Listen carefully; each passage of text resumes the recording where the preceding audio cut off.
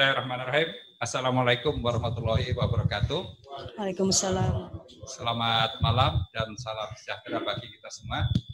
Kami hormati Bapak Duta Besar, Bapak Dr. Sujatmiko, kemudian para narasumber, para motivator kita malam ini, dan juga Ibu Budi atas tenaga kerja pada KBRI Bandar Sri Begawan.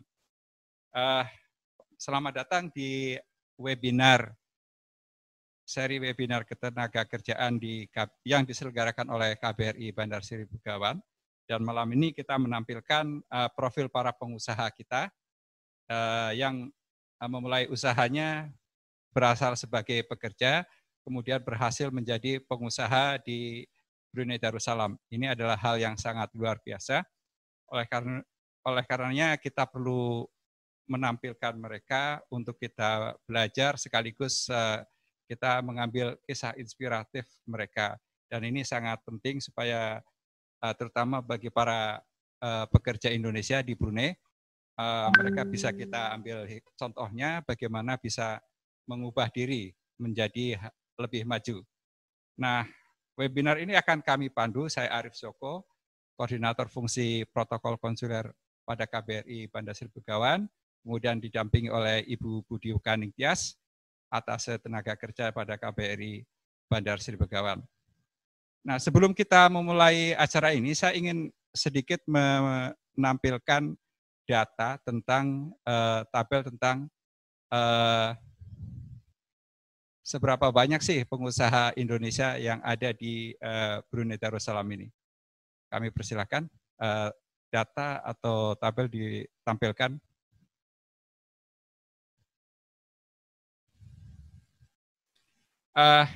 Ini adalah data yang dimiliki oleh KBRI berdasarkan hasil survei KBRI per Juli 2020. Data ini masih akan terus berkembang karena dinamika pengusaha kita yang ada di sini.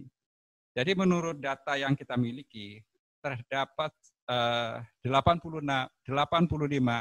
orang WNI pemilik usaha di Brunei Darussalam ini. Saya kira ini jumlah yang sangat bagus di sini. Kemudian selain itu ternyata ada juga warga negara kita yang dipercaya mengelola bisnis milik orang Brunei. Itu sekitar 6 orang. Nah, dari 85 orang Indonesia yang memiliki usaha di Brunei ini, mereka terbagi dalam 9 kelompok. Paling banyak adalah di sektor trading sebanyak 39. Kemudian di restoran atau catering atau warung tempat makan sebanyak 30 orang. Kemudian di sektor kesehatan dan kecantikan ada 6 orang. Kemudian di sektor pertanian dan perkebunan ada 4 orang. Peternakan ada 2 orang. Migas ada 1 orang. Di sekolah 1 orang. Perikanan 1 orang. Remittance 1 orang. Nah, jumlah ini adalah jumlah yang sangat, data ini adalah data yang dinamis, setiap saat akan selalu berubah. Nah, selanjutnya untuk memulai acara ini, kami mengharapkan sambutan dari Bapak Duta Besar, serta wejangannya. Kepada Bapak Duta, kami persilakan. Terima kasih Pak Arif, Ibu Budi, para narasumber, Bu Laila Sundara sebelah kanan saya, kemudian Pak Hendra sebelah kiri saya, Pak Sudirman sebelah kirinya lagi, Bu Hajah Asmayanti sebelah kanan saya, dan Pak Ustadz Matpiah di sebelah kiri saya, dan para penonton Facebook yang sekarang berada dimanapun, terutama di Brunei. Assalamualaikum warahmatullahi wabarakatuh. Selamat malam, salam sejahtera untuk semuanya. Mudah-mudahan semuanya sehat walafiat. Kita bersyukur di Brunei ini sudah 3 bulan lebih tidak ada kasus baru, kecuali beberapa hari yang lalu tambah 1 saja positif baru. Kita bersyukur sehingga kita semuanya bisa hidup di Brunei dengan sehat walafiat, seraya mendoakan mudah-mudahan saudara kita yang di Indonesia juga mudah-mudahan yang sudah sakit atau kena COVID-19 segera sembuh, dan yang lain mudah-mudahan tidak terkena atau terjangkit kasus ini. Pada malam ini kita mengadakan webinar dengan topik yang tadi disampaikan oleh Pak Arif, ya, Ini merupakan langkah kita untuk senantiasa kita memberikan pelayanan kepada warga kita di Brunei, memberikan perlindungan, memberikan bimbingan-bimbingan. Ini memang target saya. Kita pernah mengadakan seminar tentang bisnis online ya, Bu Adnaker ya. Kita juga pernah mengadakan seminar tentang usaha remitansi ya. Dan sekarang ini kita ingin khusus mengekspos peran dari Bapak Ibu Saudara kita di Brunei yang telah berhasil menjadi pengusaha sukses. Ini saya anggap penting. Pertama, untuk memberikan motivasi bagi yang lain bahwa tidak boleh seseorang itu bekerja ya bekerja terus, amah ya amah terus, buruh ya buruh terus. Tidak. Semua orang punya hak untuk maju untuk lebih baik. Jadi ini kebanggaan kami Bapak Ibu sekalian ya, ini kebanggaan kami di KBRI bahwa dari sekian puluh ribu orang Indonesia yang di Brunei ini tadi terdata oleh Pak Arief ada 89 orang yang menjadi pengusaha. Saya yakin data itu adalah sementara. Kalau dikumpulkan termasuk yang tidak lapor pasti berlipat ganda. Jadi ini kebanggaan kami. Kami bangga di Brunei ini warga negara kita dari sekitar 50.000 orang yang ada, ya, yang tercatat kira-kira 28 orang, tapi ditambah yang tidak tercatat kira-kira 50.000 orang, separuhnya adalah orang-orang profesional, separuhnya. Dan tadi di antara kita ini, di antara yang hadir ini adalah yang menjadi pengusaha. Dicatat di sini ada Bu Laila yang bergerak di bidang catering dan Pak Hendra, ya, yang juga mungkin ya nanti bisa jelaskan mulainya juga dari orang kecil dulu, mungkin pegawai dulu atau mungkin apa dulu ya. Tapi sekarang sukses luar biasa. Kemudian Pak Sudirman yang di bidang konstruksi, nanti bisa ceritakan bagaimana dulunya, tapi saya yakin tidak semua orang langsung kemudian besar. Biasanya banyak yang mulai dari kecil berjuang dulu ya. Bu Asyanti dulu juga mestinya sama juga, ikut suami tercinta dulu. Pak Yadi menjadi pelatih bulu tangkisnya Sultan Snowball-Kiyah. Nah, sekarang menjadi pengusaha di bidang sport ya, bidang olahraga. Ya.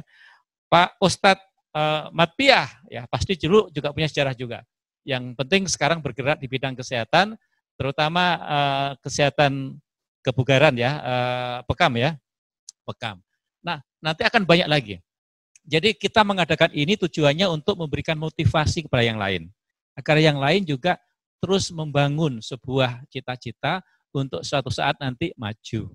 Nah, bagi bapak-bapak yang sini tujuan kami juga ya ada juga saya ingin mengekspos Anda semua di sini. Saya tampilkan, ini ditonton oleh orang banyak kan? Saya tampilkan menjadi orang-orang sukses di Brunei yang nanti bisa menjadi motivator ya. Dan KBRI juga membuat video-video untuk YouTube untuk mengekspos pengusaha kita yang sukses. Kemarin ada Pak Didan yang punya perusahaan Besmindo yang bergerak di bidang migas di Kuala Belait. Kemudian juga ada siapa lagi yang sudah kita ekspos, Ibu Ani Pekatan di bidang restoran yang juga baru tadi diupload. Nanti yang lain-lain juga akan kita kalau bersedia ya kita akan buatkan konten untuk itu ya. Jadi kita ekspos ya. Kita juga sudah ada video yang akan diupload sebentar lagi mengenai kisah sukses para pemilik restoran menengah ke bawah. Ya, jadi kita bukan hanya yang kelas tinggi juga, tapi semua yang menengah ke bawah kita sudah ada satu video, ada 5 kalau tidak salah 5 pemilik ya. Sebentar lagi akan upload. Jadi Bapak Ibu nanti kalau minat nanti juga bisa kita buat konten itu sehingga menjadi lebih terkenal lagi. Bukan hanya orang Indonesia di Brunei, tapi udah bukan Indonesia juga, seluruh dunia nanti nonton nanti. Ya, nah inilah konsep kita semuanya bahwa kita memiliki terminologi namanya diaspora. Jadi biasanya orang Indonesia yang di luar negeri kita menyebutnya diaspora Indonesia. Jadi kita menyebutnya diaspora sukses gitu. Demikianlah kira-kira. Jadi kami berniat, pertama kami bangga, kedua kita ingin memberikan motivasi kepada yang lain, ketika kita ingin mempromosikan Anda semuanya untuk lebih sukses lagi. Jadi kalau sekarang sudah punya mungkin 2 atau 3 restoran, nanti 5, nanti 10 misalnya. Yang sudah punya tempat untuk bekam mungkin 2 atau 5, nanti menjadi 7 atau berapa, dan seterusnya. Ya, jadi ini bagus. Dan khusus untuk bidang restoran, kami juga bangga karena apa? Ini menjadi tugas kami di kedutaan ini menjadi lebih ringan.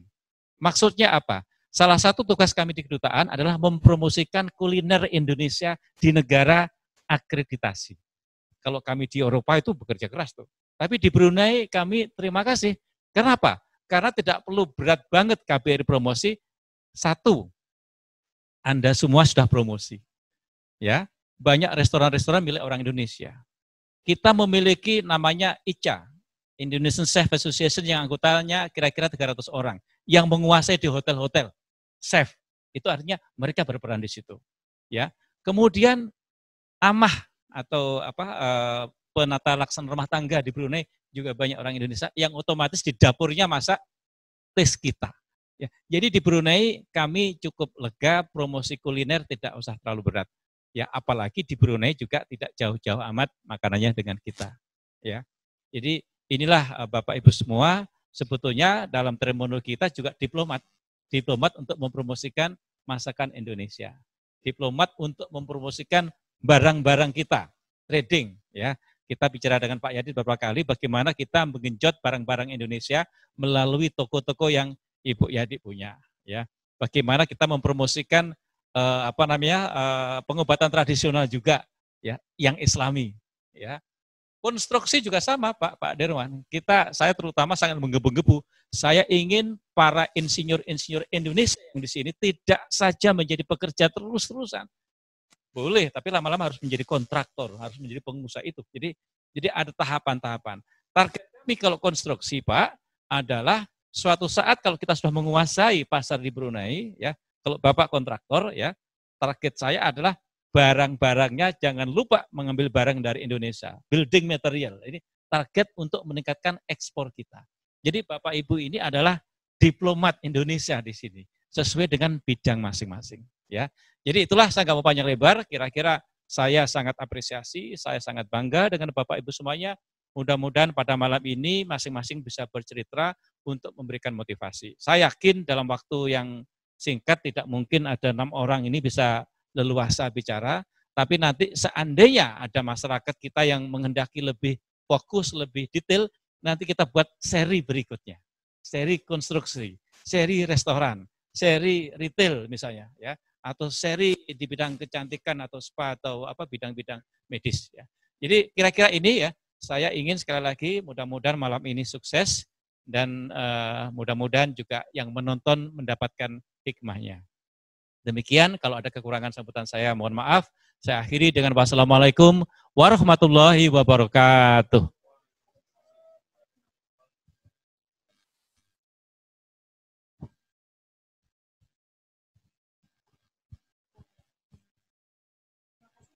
Duta Besar atas sambutannya. Baik, Bapak Ibu sekalian, sejalan dengan tujuan dari Perlindungan Pekerja Migran Indonesia atau saat ini kita singkat dengan PMI, kalau dulu dikenal dengan kata TKI, yang tersurat dalam Undang-Undang Nomor 18 Tahun 2017 tentang Perlindungan Pekerja Migran Indonesia, bahwa perlindungan pekerja migran Indonesia itu bertujuan selain untuk menjamin pemenuhan hak dan hak asasi manusia sebagai warga negara, juga untuk menjamin perlindungan hukum, ekonomi, dan sosial pekerja migran Indonesia dan keluarganya. Seperti itu. Seseorang bekerja tentunya untuk mensejahterakan dirinya dan keluarganya. Dalam setiap kesempatan, tadi juga sudah disebutkan oleh Bapak Duta Besar, KBRI selalu mengingatkan para pekerja migran Indonesia, khusus yang bekerja di negara Brunei Darussalam ini, bahwa PMI yang sukses itu adalah PMI yang bukan kembali lagi ke negara tujuan penempatan untuk bekerja, tapi dia bisa jadi pengusaha dan dia jadi majikan. Dia punya pengerja sendiri. Itu yang disebut PMI sukses sebenarnya. Baik, untuk tidak berpanjang lebar, tadi sudah disebutkan juga bersama kami hadir di sini ada 5 orang pekerja migran Indonesia yang sukses menjadi pengusaha di bidang masing-masing. Kalau tadi sebut Bapak sebagai diplomat di bidang masing-masing, ya. Mungkin pertama kali kami perkenalkan dulu dari bidang usaha kuliner dan catering di sebelah. Mungkin bisa di zoom, ya, Ibu Hajah Laila Sundara. Mungkin bisa saya bacakan sedikit background beliau. Beliau adalah pemilik catering The Nur Mewah Restoran dan Catering, betul Ibu? Beralamat di Grand Floor and First Floor, Lot 17416 di sebelah Simpang 26 Ibu ya, Jalan Penanjung Garison, Kampung Bukit Penggal Tutong. Pertama kali beliau datang ke negara Brunei Darussalam ini tahun 1991, bekerja sebagai kasir di restoran selama 4 tahun Ibu ya, sampai tahun 1995. Setelah itu membuka usaha sendiri dan saat ini memiliki jumlah pekerja sebanyak 13 orang. Beliau ketemu, tadi baru cerita-cerita, ternyata beliau ketemu mantan pacarnya di sini. Alhamdulillah. Kemudian yang berikutnya ada Bapak apa Mas nih? Pak Muhammad Hendra Ramdhani atau dikenal dengan Hendra Teddy ya Pak ya. Beliau pemilik catering DKHL Restoran beralamat di nomor 768 Simpang 768 Kampung Masin. Pertama kali datang ke negara Brunei Darussalam tahun 1996, bekerja sebagai tukang masak di Barakat Enterprise sampai dengan tahun 2006. Mulai merintis usaha di tahun 2006 juga. Memiliki jumlah pekerja saat ini ada 10 orang. Kemudian kita beralih ke bidang konstruksi. Di bidang usaha konstruksi di sini telah hadir Bapak Sudirman, atau kami selalu memanggilnya Bapak Dirman. Pak Dirman gitu ya. Beliau pemilik usaha mandiri Jaya Sendirian Berhad, bergerak di bidang konstruksi, beralamat di Simpang 173, Kampung Lupuk Luas, Sungai Kebun. Pertama kali datang ke negara Brunei Darussalam tahun 1999, bekerja sebagai buruh konstruksi di Syarikat Mandria Sendirian Berhad sampai tahun 2009. Tahun 2010 mulai membuka usaha sendiri, memiliki jumlah pekerja saat ini ada 9 orang. Yang berikutnya dari bidang usaha kesehatan dan kecantikan, Pak Ustadz Muhammad Matpiah. Beliau merupakan penggerak usaha establishment kecantikan dan kesehatan Nur Aura Sendirian Berhad. Beralamat di nomor 10 dan 29 bangunan Haji Utsman Komplek, Jalan Komersial Berakas. Betul ya Pak? Beliau pertama kali datang ke negara Brunei Darussalam pada tahun 1995, sebagai tukang cat rumah dengan visa kerja sebagai juru ukir kayu. Jauh banget ini Pak.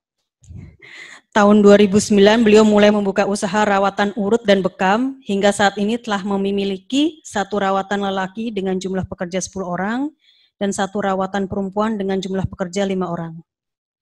Terakhir, di bidang usaha retail, tidak asing lagi, semua Bapak Ibu mungkin pasti sudah kenal, Ibu Hajah Asna Yanti, atau kami selalu memanggilnya Ibu Yanti Yadi.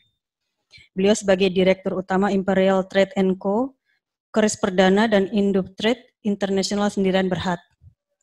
Beralamat di B6 Grand Floor PAP Masna Shopping Complex Mile 1 Jalan Tutong atau Seri Komplek.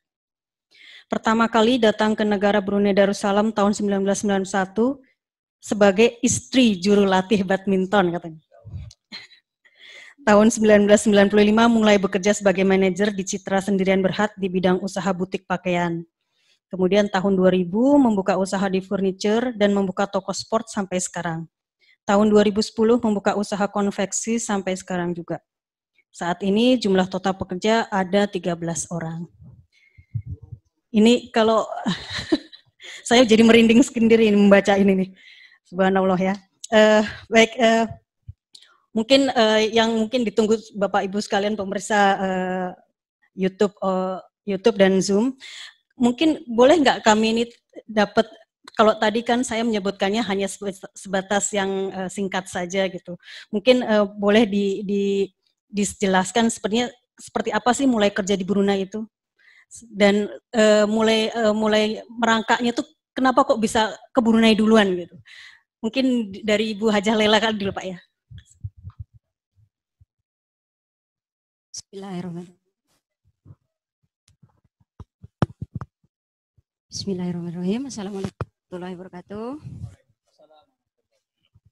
Ya, pertama-tama saya ucapkan banyak terima kasih kepada pihak kedutaan yang sudah bekerja keras ya untuk menyelenggarakan acara ini pada malam hari ini ya. Dan sejujurnya kami juga merasa bangga ya karena pihak kedutaan memperhatikan kami dari pihak pengusaha kecil ya, yang kalau boleh dikatakan ya kontribusinya mungkin nggak seberapa besar ya di negara Brunei Darussalam. Tapi alhamdulillah begitu besar perhatian pihak kedutaan kepada kami. Sekali lagi kami ucapkan banyak-banyak terima kasih. Kemudian terima kasih juga kepada para pemirsa di konten YouTube Kedutaan KBRI ini dan juga teman-teman saya, ya sahabat-sahabat yang sudah menonton acara ini. Bismillah. Ya jadi saya pakai bahasa ini aja ya, bahasa saya lah ya. Jadi itu saya pertama-tama tuh memang saya tuh bersyukur banget ya. Jadi orang Indonesia, bersyukur banget. Masalahnya apa? Ternyata orang Indonesia itu memang bukan saja terkenal ya, tetapi saya rasakan memang ternyata pekerja ulet. Saya sudah buktikan gitu, dibandingin sama bangsa-bangsa lain yang ada di Brunei, Indonesia, pekerja Indonesia is the best. Ulet, pekerja keras gitu. Kemudian saya juga bersyukur ya, kepada Allah dikaruniai orang tua ya, yang mengajarkan saya tentang sejarah ya, tentang juga apa namanya sejarah bagaimana Indonesia merdeka, bagaimana sejarah Rasulullah SAW. Ya, jadi ketika selepas saya SMA, saya tidak mempunyai biaya gitu ya untuk melanjutkan sekolah. Waktu itu sempat sekolah di perguruan tinggi setahun, tapi terbentur biaya. Lupa sudah. Ya itu. Ya 91 lah gitu ya. 91 itu ya. 90 sampai 91 masih sekolah. Nah 91 pertengahan itu saya memilih karena orang tua saya dalam keadaan waktu itu adik-beradik itu ada 6 orang kan, macam itu. Kami sekeluarga ada 6 orang. Jadi saya memilih untuk meringankan beban orang tua dengan bekerja. Saya waktu itu ngelamar kerjaan di Jakarta itu ada sampai ya 50 lamaran kerja itu adalah, tapi mental semua. Kenapa kok jadi Brunei Bu yang dipilih Bu? Itu kemudian saya itulah sembahyang ya, minta pada Allah kemudahan. Kemudian ada tiba-tiba tetangga saya itu dia bekerja di Brunei, tetangga saya. Kemudian karena dia lihat saya cari kerja, mau nggak kerja di Brunei gitu. Kemudian ayah saya bilang bagus kalau kerja di Brunei daripada di negara lain, karena di Brunei itu negara Islam gitu kan, negara Islam. Setuju sekali lah orang tua saya untuk berangkat ke Brunei. Ya karena memang untuk apa ya, kita kan hidup itu memang untuk menyenangkan orang tua ya, sebagai anak itu tugas ya, menyenangkan orang tua itu salah satu pedoman untuk kita masuk surga. Jadi ya saya nurut gitu. Dan ketika karena mungkin ya, karena memang niatnya itu mau membahagiakan orang tua, waktu itu datang ke Brunei kayak ada aja kemudahan yang dimudahkan oleh Allah Subhanahu wa taala. Ya. Betul-betul gampang gitu. Jadi, izin Bu, kalau waktu itu prosedurnya mungkin tidak serumit sekarang ya katanya ya. Bisa datang terus langsung bisa. Sebelumnya kalau boleh saya tahu, Ibu lisan kuotanya sebagai disebutkan sebagai pekerja apa ya Bu ya? Waktu itu melamar di restoran. Oh langsung jadi di restoran. Iya. Karena kemudian peluang pekerjaannya memang di restoran. Oh oke. Langsung ditunjuk sebagai kasir itu atau macam seperti apa Bu? Enggak, nyampe di Brunei dulu. Sesampainya di Brunei, baru dikasih kerjaan yang paling orang nggak mau itu kan kasir. Ya. Karena banyak katanya banyak yang mental itu karena sering hilang uang gitu. Oh, jadi hanya orang-orang gitu yang ya, Bu ya. Ya, orang-orang yang kalau kan saya waktu itu juga melampirkan ijazah gitu ya. Dilihat matematikanya lumayan, jadi disuruh jadi kasir gitu. Ya. Oke Bu, setelah itu Ibu sebagai kasir, kemudian Ibu mendirikan usaha. Itu gimana jalannya gitu? Caranya gini, kan sudah gini ya, sudah kalau boleh dibilang sudah jago nih jadi kasir, ya kan? Duit udah jarang hilang. Ya pertama-tama jadi kasir itu kasir nggak sah kalau nggak duit hilang. Jadi kalau waktu itu saya udah pinter lah, duit itu bisa nggak hilang gitu ya. Kalau hilang kayak gitu ganti dari potong gaji atau gimana? Ya, gaji itu dari risiko karena kasir memang dilebihkan gajinya juga. Nah, gitu ya. Dilebihkan itu untuk bayar yang hilang itu ya, Bu ya? Iya. Iya, sampai akhirnya berhasil gitu. Nah, ketika saya dilihatnya cepat gitu ya, saya berhasil itu memanage gitu ya, menjadi kehilangan uang apa semua itu saya cepat bisa menyesuaikan diri. Terus tahu-tahu bos saya itu alhamdulillah bosnya itu nggak kapok gitu, maksudnya doyan banget ngasih kerjaan ke anak buah gitu ya. Jadi kamu udah jadi kasir, kamu bisa buat minum nggak? Kalau kata orang tua saya kan apa saja kerjaan yang disuruh itu belajar, pedomannya belajar. Nah, saya jawab aja, bisa kalau diajarin. Gitu Majikan itu orang lokal Brunei, orang Melayu atau ada? Orang lokal, awal-awal orang lokal. Melayu ya, orang Melayu. Saya cakap, bisa dong kalau diajarin. Bisa bos, tapi diajarin ya. Gitu. Iya, saya diajarin tuh dalam seminggu lah. Terus bisa. Gitu. Udah bisa buat minum, kata bos saya. Bisa kamu masak? Bisa bos kalau diajarin, gitu ya. Tapi diajarin ya, gitu. Palu gada ya Bu ya? Apa lo mau gue ada, gitu ya.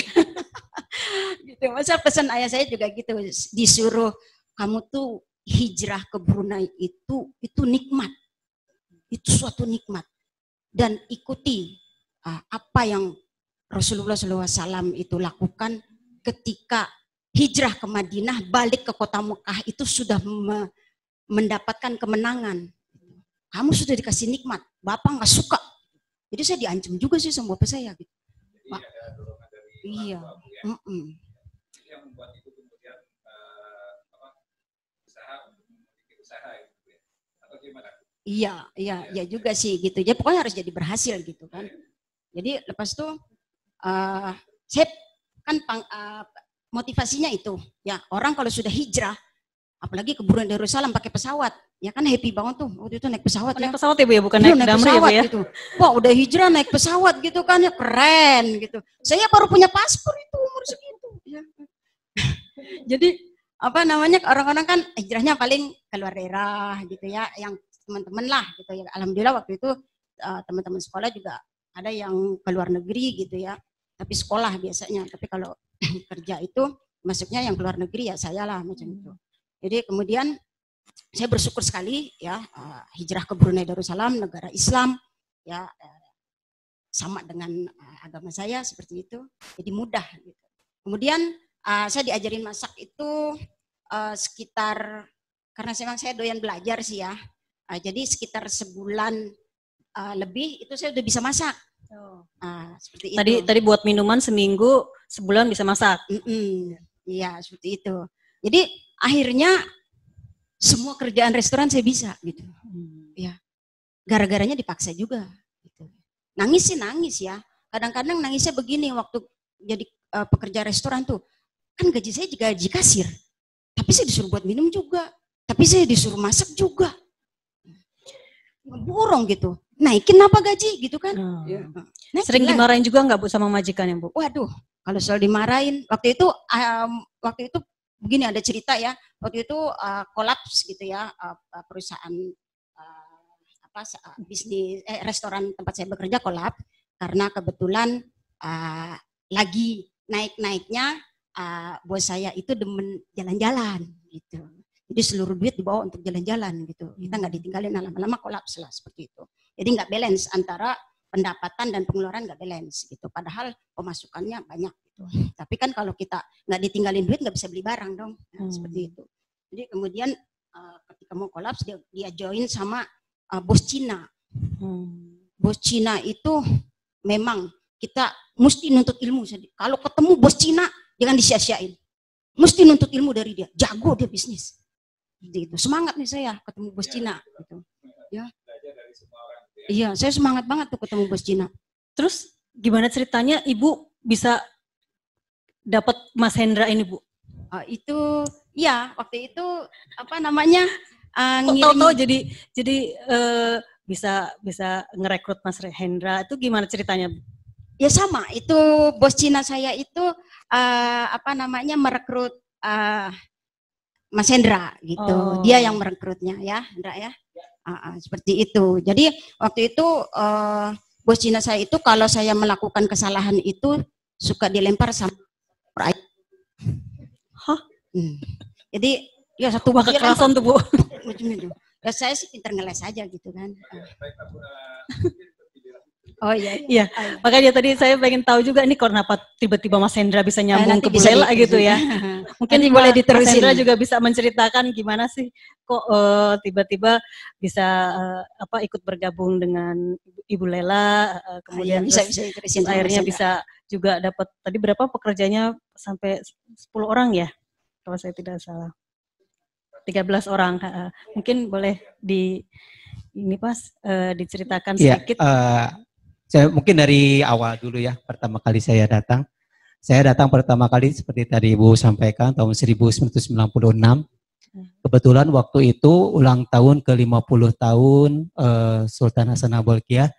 Yang tahu di sini ada kedatangan Michael Jackson di amphitheater Cerudo. Ya. Bayangkan saya baru datang disuruh masak untuk menyiapkan para pengunjung yang membludak di Cerudong karena menonton konsernya Michael Jackson. Saya yang 0% tidak tahu cara memasak, bagaimana cara mengelola masakan Brunei, betul-betul syok dan betul-betul takut melihat keadaan seperti di lapangan yang kayak gitu. Betul-betul pengalaman yang langsung itu tidak langsung dari zero, tapi langsung saya dihadapkan kepada permasalahan yang lebih kompleks. Tapi dari sana saya banyak belajar. 96 saya seperti biasa pekerjaan lain dihabiskan 2 tahun kontrak habis tahun 98. 98 lagi saya masuk dan bertemu dengan Haja Laila. Saya sama-sama bekerja dengan dia sejak tahun 98 sampai tahun 2000. 98 seperti beliau tadi sampaikan, betul. Saya waktu itu satu tim karena itu restoran 24 jam. Saya bekerja jam 11 malam sampai jam 11 siang bersama dia. Saya satu tim, saya tukang masak, Haja Laila itu tadi sebelahkan kasir, dan adiknya sekarang di Indonesia itu adalah, dia manajer, langsung tadi sudah jadi manajer. Saya adalah tukang ditunjuk masak. Langsung oleh iya, sudah naik tuh levelnya, dari pengalaman ya. Kan. Udah pinter bikin minuman masakan juga soalnya tadi. Udah belum maki-maki saya tuh. Tahun 98 gantian pelampiasan ya. Betul. Kalau dia bos lempar ayam, ayam lempar lagi ke saya. Memang betul, tapi dulu saya bertahan karena saya pikir ini belajar, waktunya kita mencari ilmu. Dan Haja Laila pun selalu mendidik saya gitu, bertahan. Belum tentu kita di luar menemukan yang lebih. Bagaimana kalau kita menemukan di sana yang lebih teruk, atau bahasanya ke Indonesianya lebih tidak sesuai gaji dan sebagainya. Di sini bos mendidiknya keras, tetapi feedbacknya kami menjadi orang yang tangguh. Jadi menghadapi bagaimana customer dan sebagainya. Tahun 98 itu moneter sudah mulai terkena di Indonesia. Tukaran waktu itu Pak masih 1.500 dolar Brunei Indonesia. Saya balik ke Indonesia tahun 2000. 2000 membawa uang 10 juta. Saya masih ingat tahun 2000 itu kalau kita makan ayam serta sayur masih Rp1.000. Awal-awal tahun 2000 lah ya, sebab habis kontrak dan saya pun dengan Haja Laila berpisah tahun 2000. Jadi kalau kita comparekan sekarang tahun 2020, kita makan ayam di Indonesia sayur sama ayam 10.000 mungkin, dulu 1.000, 10.000 mungkin dulu saya bawa uang 10 juta itu 100 juta mungkin ya, kalau sekarang diduitkan. Nilainya ya? Nilainya. So bagaimana tahun 2000, waktu itu saya tidak mau masuk lagi ke Brunei, saya coba usaha. Tahun 2000 saya berusaha di Indonesia dengan membawa uang 10 juta. Usaha apa? Saya khusus jualan DVD, bukan, PCD. Kita PCD sebelum ada DVD, PCD dulu Pak. Zaman dulu itu tahun 2000 lagi booming-boomingnya PCD bajakan, bla bla bla, semuanya saya buka gitu ya. Rame. Dan saya tuh tetap menjaga silaturahmi dengan beliau. Waktu itu beliau sudah mulai jadi bos di Brunei. Dan saya selalu teleponan, kita menggunakan warnet dulu, belum ada HP, belum ada apa-apa. Kita telepon-teleponan, gimana nih perkembangannya? Oke gitu. Nah cerita, ada ceritanya nih. Sebenarnya karena dia tuh mentor saya, tempat saya bertanya. Selama saya bekerja, punya perusahaan, maju di jualan DVD sama PCD itu. Cuma nggak berkah, karena memang spesialis saya jualan PCD porno. Dulu apa sih yang tidak ada di sana memang harus ada kan? Bukan VCD masakan ya? Bisa dibayangkan kan, zaman sekarang nggak tinggal connect ke internet, zaman dulu nggak ada. Kita jualan VCD, DVD sama apa pemain playernya yang kayak gitu di kampung kami dengan beda di Jakarta. Cuma saya selalu curhat. Saya panggil dia Mpok Lela ya, karena dulu panggil saya Mandra. Dalam cerita Sidul itu, Mpok Lela tuh punya adik yang masih Mandra, dan Mandra panggil kakaknya tuh Mpok, makanya sampai sekarang saya panggil dia Mpok Lela. Nah, Pok, gimana nih usaha saya gini-gini terus, perusahaannya maju nih PCD, cuma nggak ada berkahnya kali. Iya, lu nggak ada berkah katanya. Terus karena sering ngobrol tahun 2003 ya, Pok ya. Tahun 2003 udah masuk lagi Brunei, kerja dengan saya. Gitu. Pada saat itu berarti penjaminnya adalah Hajah Lela langsung. Iya betul. Sebenarnya saya akan mengkoreksi sedikit saja pembicaraan tadi. Saya bukan owner daripada di KHL Restoran. Sebab yang ownernya ini Hajah Lela. Saya adalah pengurusnya. Sebab adalah saya yang pertama. Tahun 2003 saya bekerja dengan beliau sampai tahun 2005. Tahun 2005 Hajah Lela dengan bekerja sama dengan pihak lokal berencana untuk membuka perusahaan-perusahaan cawangan yang lain, karena untuk digaris bawahi saja di sini, Hajah Lela ini adalah pionir. Pionir itu adalah yang pertama kali menciptakan harga catering paling murah di Brunei. Dulu pada tahun 2000-an kita kalau order nasi lemak kayak gitu masih di angka 4 ringgit sampai 5 ringgit. Hajah Lela pertama langsung nembak dengan harga 2 ringgit setengah. Sampai kita pernah dalam tanda kutip didatangin orang di demo gitu. Kenapa ini bisa harga murah kamu buat? Kamu jatuhkan harga aja saya gitu ya. Ini ayamnya dari mana sampai segini? Hitungannya gimana kamu sampai dapat untung? Ayamnya kan gitu. Tadi dikumpulin kan tadi yang dilempar-lempar itu kan. Dia yang ditempa sejak tahun 91 udah bisa kayak gimana range barang, bagaimana karena kami banyak belajar juga. Kami mengambil untung, memang tidak ada untung. Kalau ordernya cuma 30 orang makan. Tetapi kalau ada 100 orang makan, beruntung. Balik lagi seperti sekarang yaitu nasi katok. Kalau kita penjual nasi katok satu harinya menjual 10 paket sampai 100 paket, memang tidak ada untung. Kosnya untuk beli minyak, ayam, nasi, sewa bangunan dan sebagainya tidak tertutup. Tetapi kalau penghasilannya lebih dari 100, 200, 300 bungkus, memang ada untung. Nah, Hajah Lela itu pionir pencipta harga murah. Sebenarnya sekarang menjadi ikutan semua. Nah, pada tahun 2003-2004 itu meledaklah cateringan dia. Sampai kami 2 hari, 3 hari, 4 hari nggak tidur. Saya bilang, Pak, saya tidak tahan sudah. Cateringan mati, cateringan kawin, sampai itu seminggu full, karena kami tidak tidur. Sampai Hajah Lela pernah bilang, oke, saya kasih chance. Kalau bisa selesai, saya kasih hadiah. Kita dikasih hadiah, kasih apa, semuanya sudah. Tapi lama-lama bosan juga saya bilang. Akhirnya Hajah Lela punya ide untuk membuka cabang. Okay. Nah, saya adalah orang yang pertama kali dibukakan cabang sebagai pengurus di restorannya, yaitu yang di Bengkurong.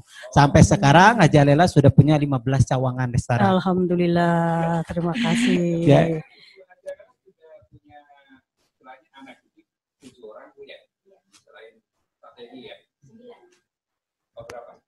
Oh 9 ya. Jadi punya hasil anak didik yang juga punya restoran juga 9 orang, Masya Allah. Gitu. Jadi apa istilahnya terus menebarkan ilmunya. Kalau saya bilang MLM, Bu. Ibunya udah dapat apa nih? Diamond ya. Paling atas ya. Boleh saya beralih ke Pak Dirman mungkin ini tadi sempat kita ngobrol-ngobrol ringan sebelum ketemu nih. Jadi di masa Covid ini kan memang banyak sektor usaha yang akhirnya kena kolaps ya Pak ya. Terutama dari sektor makanan, kemudian jasa, perhotelan, travel, segala macam itu. Tapi kalau setahu saya konstruksi sih jalan terus gitu. Gimana tuh Pak Dirman kira-kira? Ya, alhamdulillah Alhamdulillah saya tidak begitu kena imbasnya. Pasal ini saya itu memperjuangkan saya punya pekerja. Asalkan kerja bagus. Nah, jadi walaupun murah, yang penting untuk makan, biaya makan, untuk kirim di rumah pas-pasan saya tidak bagian tidak apa. Yang penting orang saya kerja semua. Nah, itu. Dulu mulai usahanya dari mana itu Pak? Kok tiba-tiba jadi saya pengen buka sendirian berhad nih, gimana ya caranya Pak? Oh, dulu mula-mula kerjanya saya masuk sini. Dulu saya di awal sebelum masuk sini saya di Denpasar. Bekerja sebagai kuli bangunan juga. Pakai ya kacau semen, ngaduk semen apa itu. Nah, habis itu terus lama-lama saya kenal sama orang Perancis, tapi di Tabanan, di Bali juga masih. Sebelum masuk sini saya di Denpasar. Ya, kerja sebagai kuli. Nah, habis itu terus dapat di sana pengalaman. Nah, itu bikin bungalow berapa? 8 sama bikin kolam renang.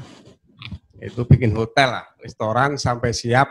Habis itu alhamdulillah ada pengalaman dari sana, terus ditawarin orang Banyuwangi itu mau kerja di Brunei. Nah, habis itu terus mau kalau tahun ada berapa itu Pak? 99. Berarti setelah Krismon ya? Ya, Krismon 98 ya, masuk ya. sana. 99. Mau ada job apa di sana? Pipe itu apa? Pipa. Oh, pipa. Ya, boleh. Pasal saya di sana kan tidak tahu namanya pipe itu kan tidak tahu kalau di Indonesia kan. Nah, itu pipa. Oke. Kalau itu boleh saya ikut sana dengan biaya berapa? Dulu saya masuk sini biaya semua habis 8 juta. Untuk biaya penempatannya? Iya. Pemberangkatan semua bisa Pak. Habis itu terus masuk di itu Mandria. Tapi tidak sesuai juga sebetulnya. Oh. Pasal kan saya jobnya kan pipe pipa. Yeah. Nah, habis itu di sana ya tukang tukar tayar, ganti ban itu. Tukar tayar, angkat semen. Kalau ada semen datang dulu kan jarang pakai itu kren atau forklift. Jadi datang itu pakai dump truck. Dari Muara itu kadang turunkan semen sana. Nah itu sampai 12 tan angkat sini. Oh. Aduh. Ini sepertinya kok saya lihat polanya sama ya. Memang di Brunei ini itu ya sebenarnya yang salah satu yang kami perjuangkan juga dari KBRI bahwa masing-masing pekerja itu punya kompetensi masing-masing. Dan dia harusnya punya jabatan pekerjaannya itu memang sesuai dengan kompetensinya gitu. Tapi orang Brunei ini kok biasanya di sini mempekerjakan kita tuh seluruh kerjaan dikeserahkan ke pekerja gitu. Seperti Bu Lela tadi. Di satu sisi betul Pak. Di satu sisi memang menyusahkan gitu. Yeah. Tapi ternyata itu ada hikmahnya Bu ya. Jadi tahu semua dan itu menjadi bekal untuk bisa jadi buka usaha gitu. Betul.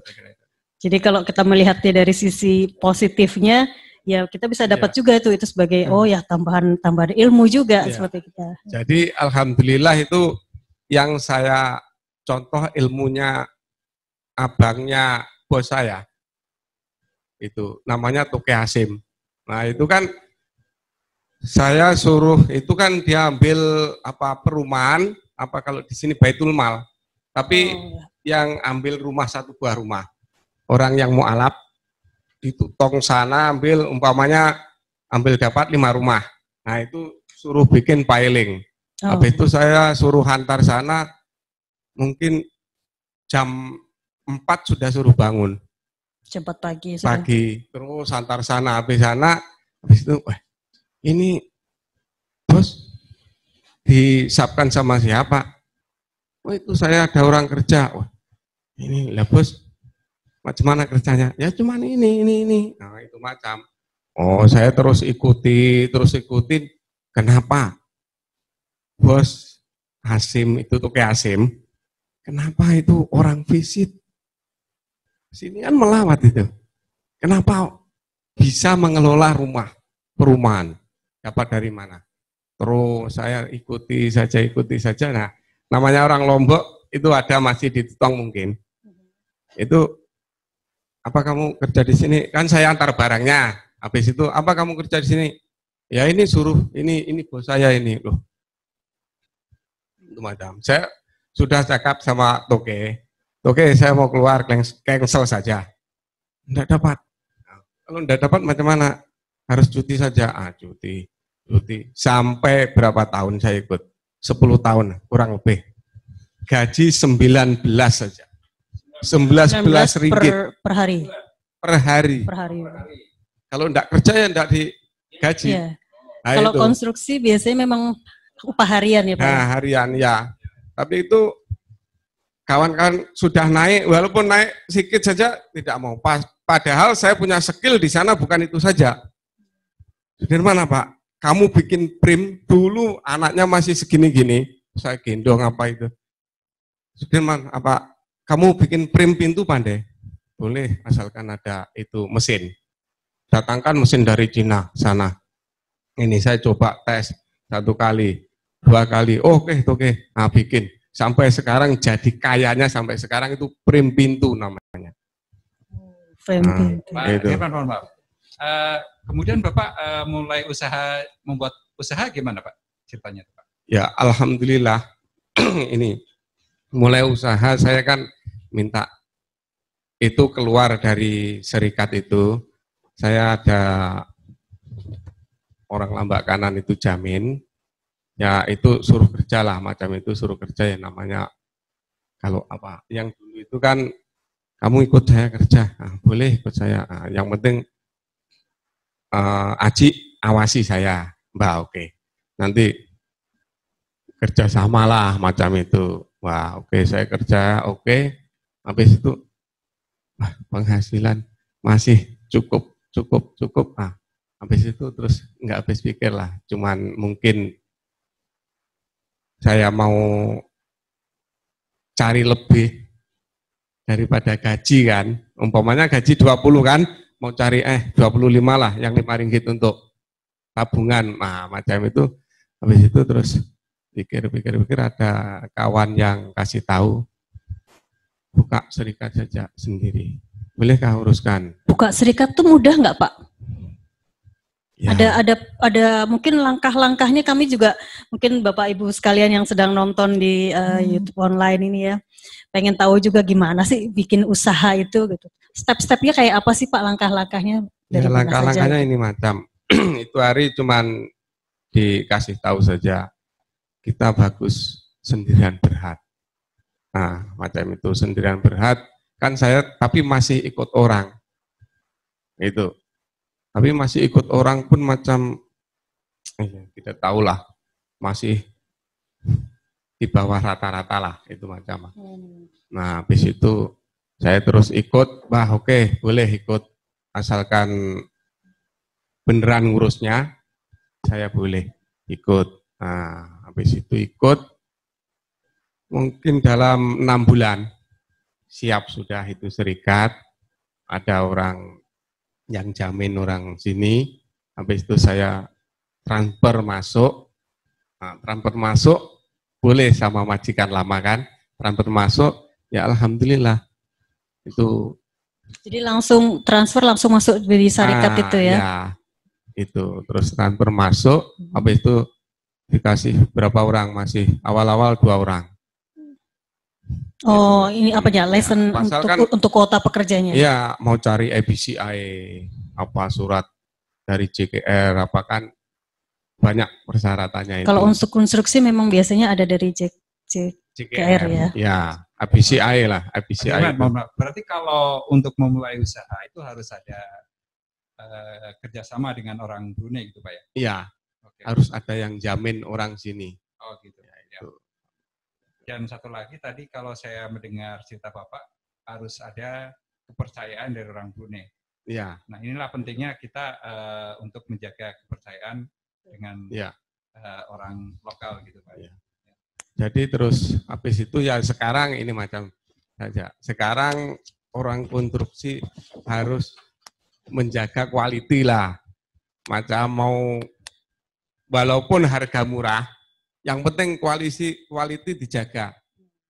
Hasil sedikit banyak itu tergantung quality lah, macam itu saja.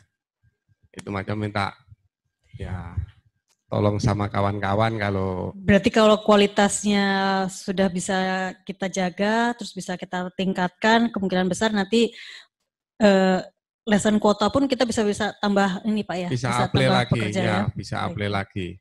Terima kasih. Gitu, ya. Mungkin baik, selanjutnya saya cuma izin beralih ke Bapak Ustadz Muhammad Matiah.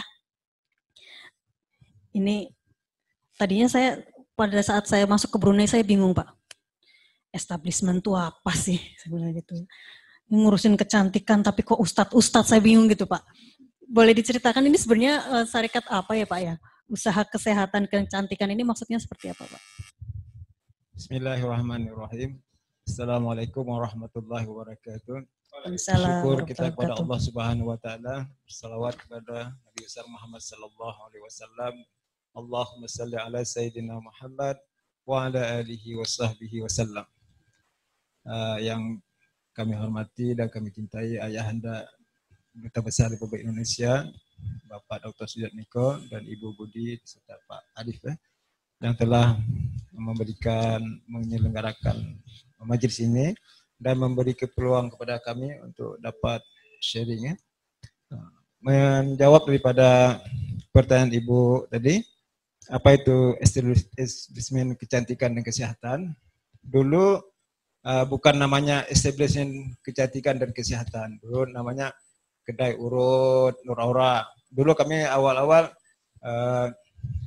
tradisional, rawatan tradisional dan kesehatan Nur Aura, rawatan tradisional Nur Aura. Tapi karena kerajaan ke bawah dulu yang Maha Mulia supaya lebih teratur, maka daripada pihak kerajaan membuat satu standar.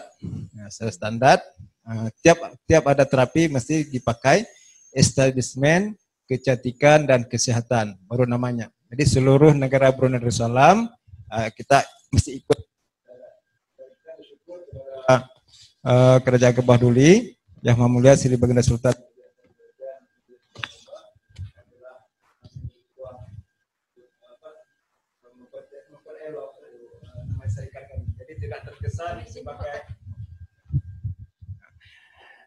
tidak terkesan sebagai tempat urut biasa, lebih standar macam itu. Terima kasih Bu.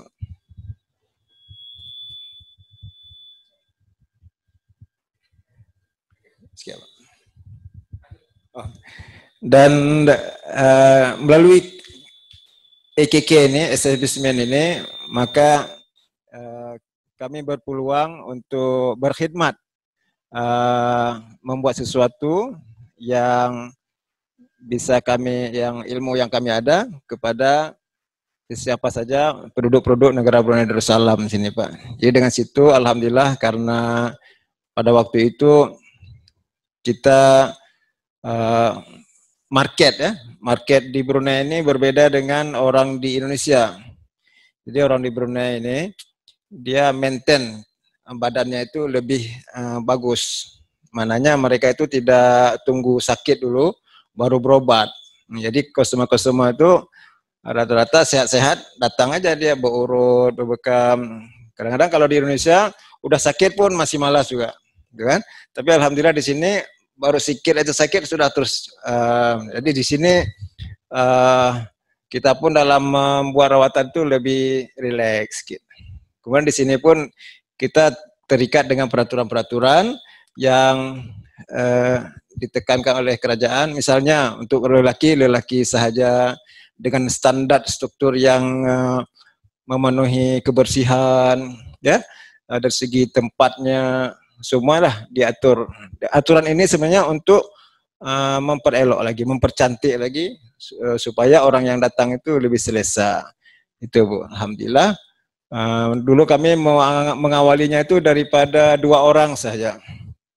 guru laki, pelan-pelan kita sekarang bertambah sampai sekarang insyaallah 15 orang pekerja.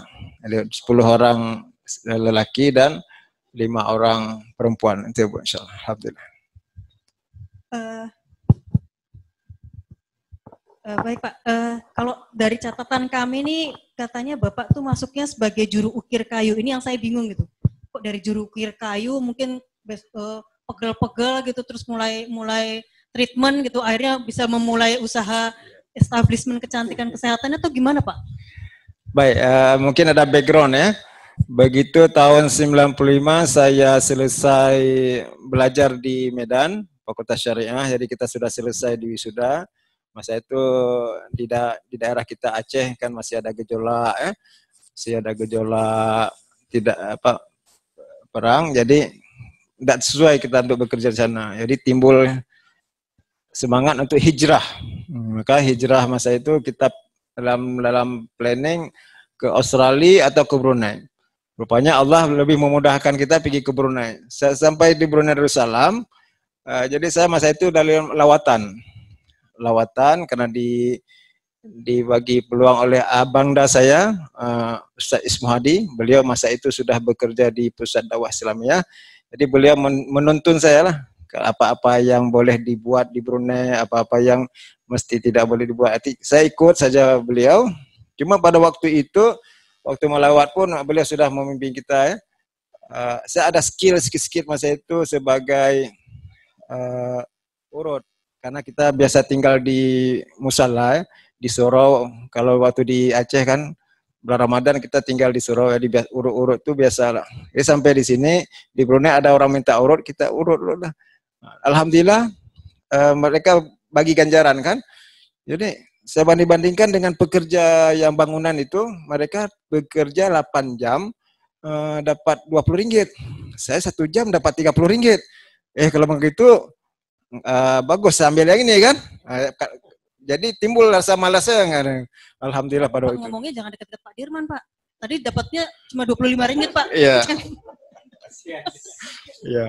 Memang pada waktu itu saya cara berpikir saya nggak mau rajin-rajin kali lah. Saya mau kerja membalas saja daripada kerja 8 jam dapat 20, bagus saya kerja 1 jam dapat 30 gitu kan.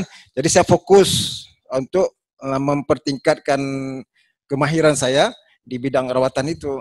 Jadi ada latihan khusus Pak di sini Pak? Atau Bapak berlatih masalah urut kan? Setahu saya memang kita perlu tahu titik-titik refleksi misalkan seperti itu ya. Itu apakah secara otodidak atau memang Bapak mengikuti pelatihan di sini Pak? Ada dua-dua Bu. Melalui otodidak itu membantu ya dengan referensi buku-buku yang kita beli, kita belajar. Kemudian mesti juga kita ikut secara struktur ya. Karena dengan buku, kita baca buku balik itu, dengan kita belajar sama guru itu lebih efektif kita belajar sama guru. Oleh karena itu saya memaksa diri untuk belajar. Walaupun misalnya mesti balik ke Indonesia, pergi ke Malaysia, pergi ke Singapura untuk belajar. Karena begitu kita belajar, dia akan ada teknik baru yang untuk memudahkan kita. Kalau mudah nanti kita boleh transfer juga kepada pekerja-pekerja kita supaya dia buat lebih yang latest lagi. Nah, gitu Bu. Cuman saya mau jawab tadi Bu, kenapa kok bisa juru ukir gitu ya.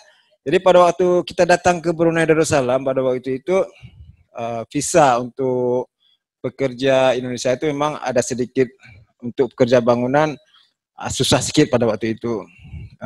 Pada jawatan-jawatan yang lain seperti itu, tukang cat udah diambil oleh kawan-kawan kami. Jadi pada waktu itu yang tinggal cuma juru ukir, betul kan? Jadi beliau mengambil visa itu sebagai juru ukir supaya kita boleh dapat tinggal Bu di Brunei Darussalam ini membuat. Alhamdulillah.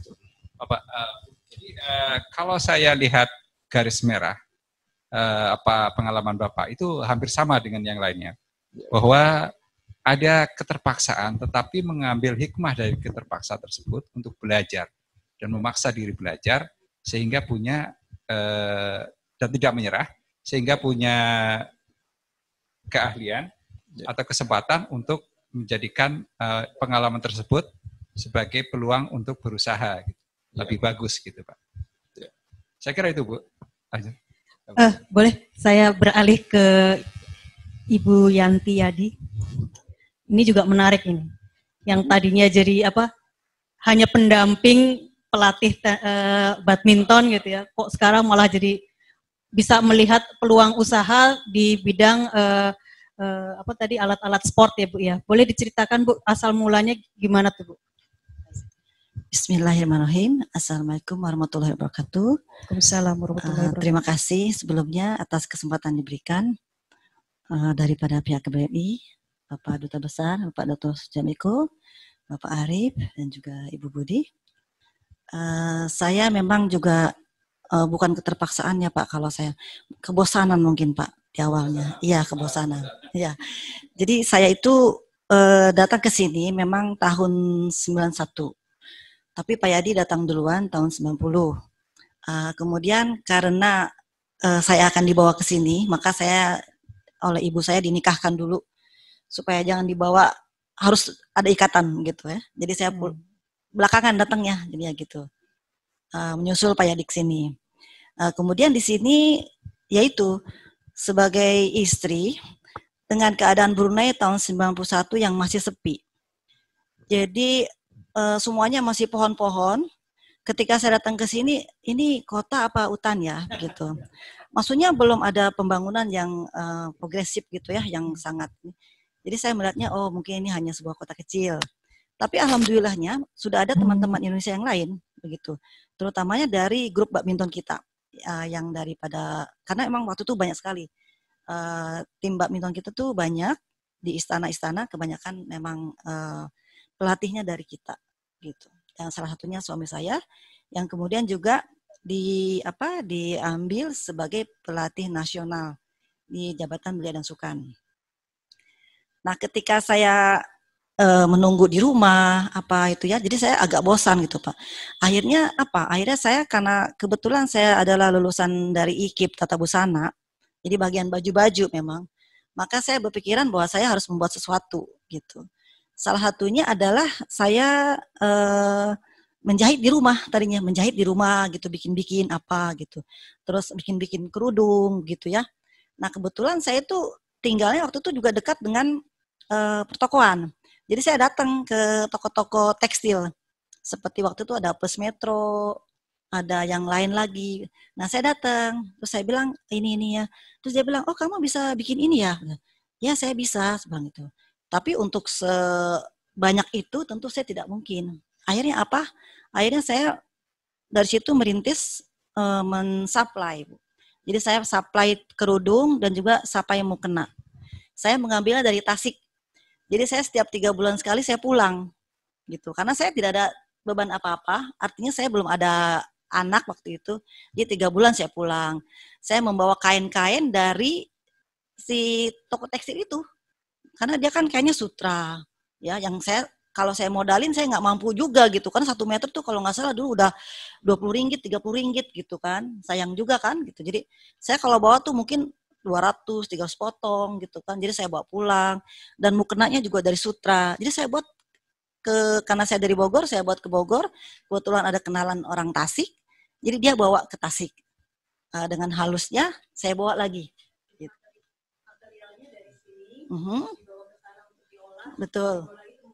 Betul, sudah Bang jadi. Nah, sambil begitu ya saya juga tidak mau ambil ini ya, maksudnya peluang itu ada, saya ambil juga yang produk-produk Tasik itu.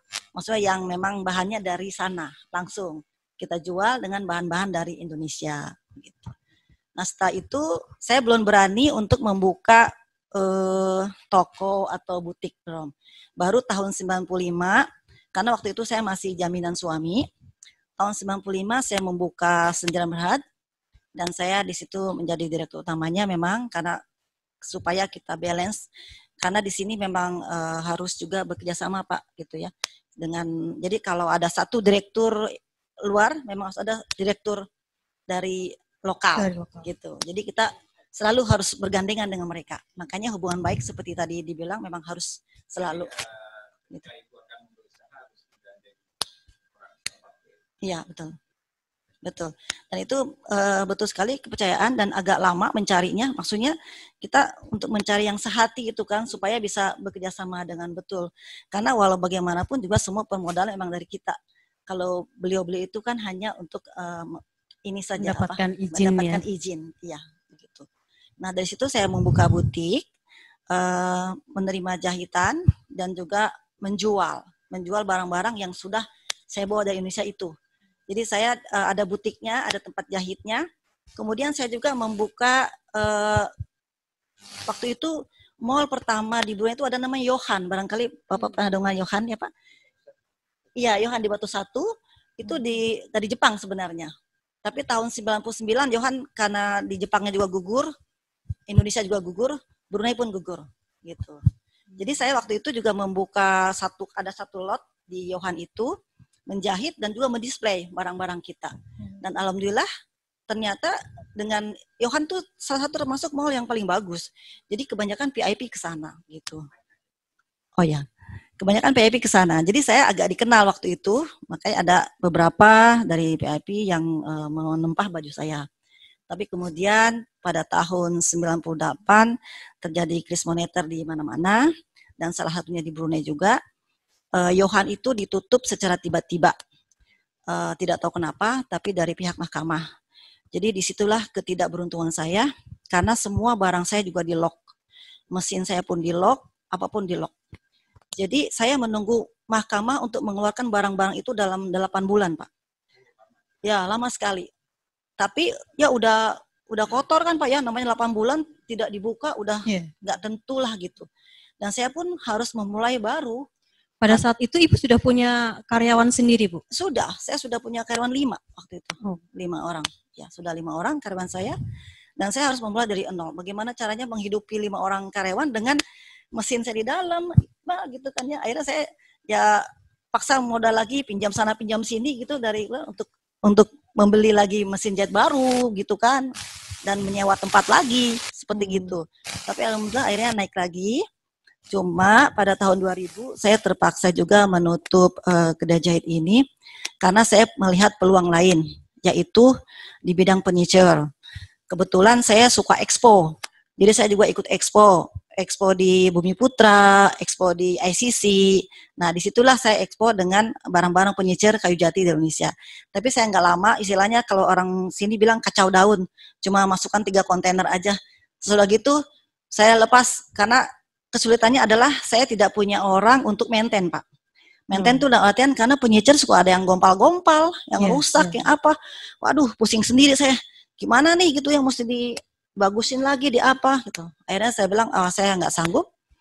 Kemudian sudah sampai di akhir penghujung Pak Yadi udah mulai rasa juga kok kayaknya saya pengen berhenti dari pekerjaan, saya juga pengen usaha yang lain, pengen ikut mamih lah istilahnya gitu ya. Ya itu pun memang saya didukung juga sama Pak Yadi, maksudnya sama-sama kita gitu. Cuma saya yang paling di depannya lah gitu, dia di belakang. Mungkin ada yang nggak tahu Bu, Pak Yadi itu siapa Ibu? Mantan pacar ya Bu ya? Iya mantan pacar, ganteng Pak, Ibu pokoknya ganteng deh, punya saya doang ya. Nah jadi ketika Pak Yadi ingin memutuskan untuk berhenti dari pekerjaan sebagai pelatih, akhirnya kami berunding, salah satunya adalah karena sebenarnya kami dari dulu itu bidangnya di sport, ya Pak Yadi sport. Cuma saya kan nggak bisa main badminton karena saya bukan dari atlet gitu, jadi saya bosen waktu itu. Tapi kalau kita memulai dari sport, kita juga ada konflik interest dengan pekerjaannya Pak Yadi. Jadi kita tidak buat itu, padahal peluang itu banyak sekali. Tapi kita memilih mana dulu yang kita ini. Pak Yadi masih suka melatih, oke, melatih dulu. Nah, tahun 2000, kemudian Pak Yadi ditugaskan ke Kuala Belait selama 3 tahun. Akhirnya kami berpisah, walaupun satu negara, tapi berpisah rumah. Jadi Pak Yadi dengan anak-anak di Kuala Belait dan pembantu, saya di sini sendiri memulai toko spot. Begitu. Apa? LDR, iya. Betul. Jadi saya pulangnya setiap hari Kamis malam saya pulang. Kemudian Jumat pagi Pak Yadi jalan-jalan sama saya. Sabtu saya pulang lagi ke KB. Kemudian Senin saya balik ke sini. Selama 4 hari saya di sini. Jadi anak-anak memang mungkin saya di situ ada berkorban demi anak-anak ya. Maksudnya anak-anak terpaksa berpisah dengan saya selama 4 hari. Tapi ialah saya obati dengan 2 hari itu untuk bersama-sama. Disitulah saya mulai beranikan diri untuk toko spot, dimulai dengan tokonya baru separuh. Jadi saya hanya mampu separuh saja waktu itu. Karena saya juga agak-agak takut ya sesudah tahun 98, maksudnya uang udah hilang gitu aja gitu kan, nggak tahu kemana gitu. Punya pengalaman. Kita tagih pun susah gitu kan, karena kita masih ada uang di Yohan itu. Kan di sana sistemnya consignment, Bu. Jadi uangnya masuk ke dia dulu. Kemudian dibayarnya tuh 2 bulan atau 3 bulan kemudian gitu. Jadi bisa dibayangkan berapa uang saya di sana. Nah terus nggak bisa diambil karena mahkamah bilang ambil saja apa yang ada begitu. Ya.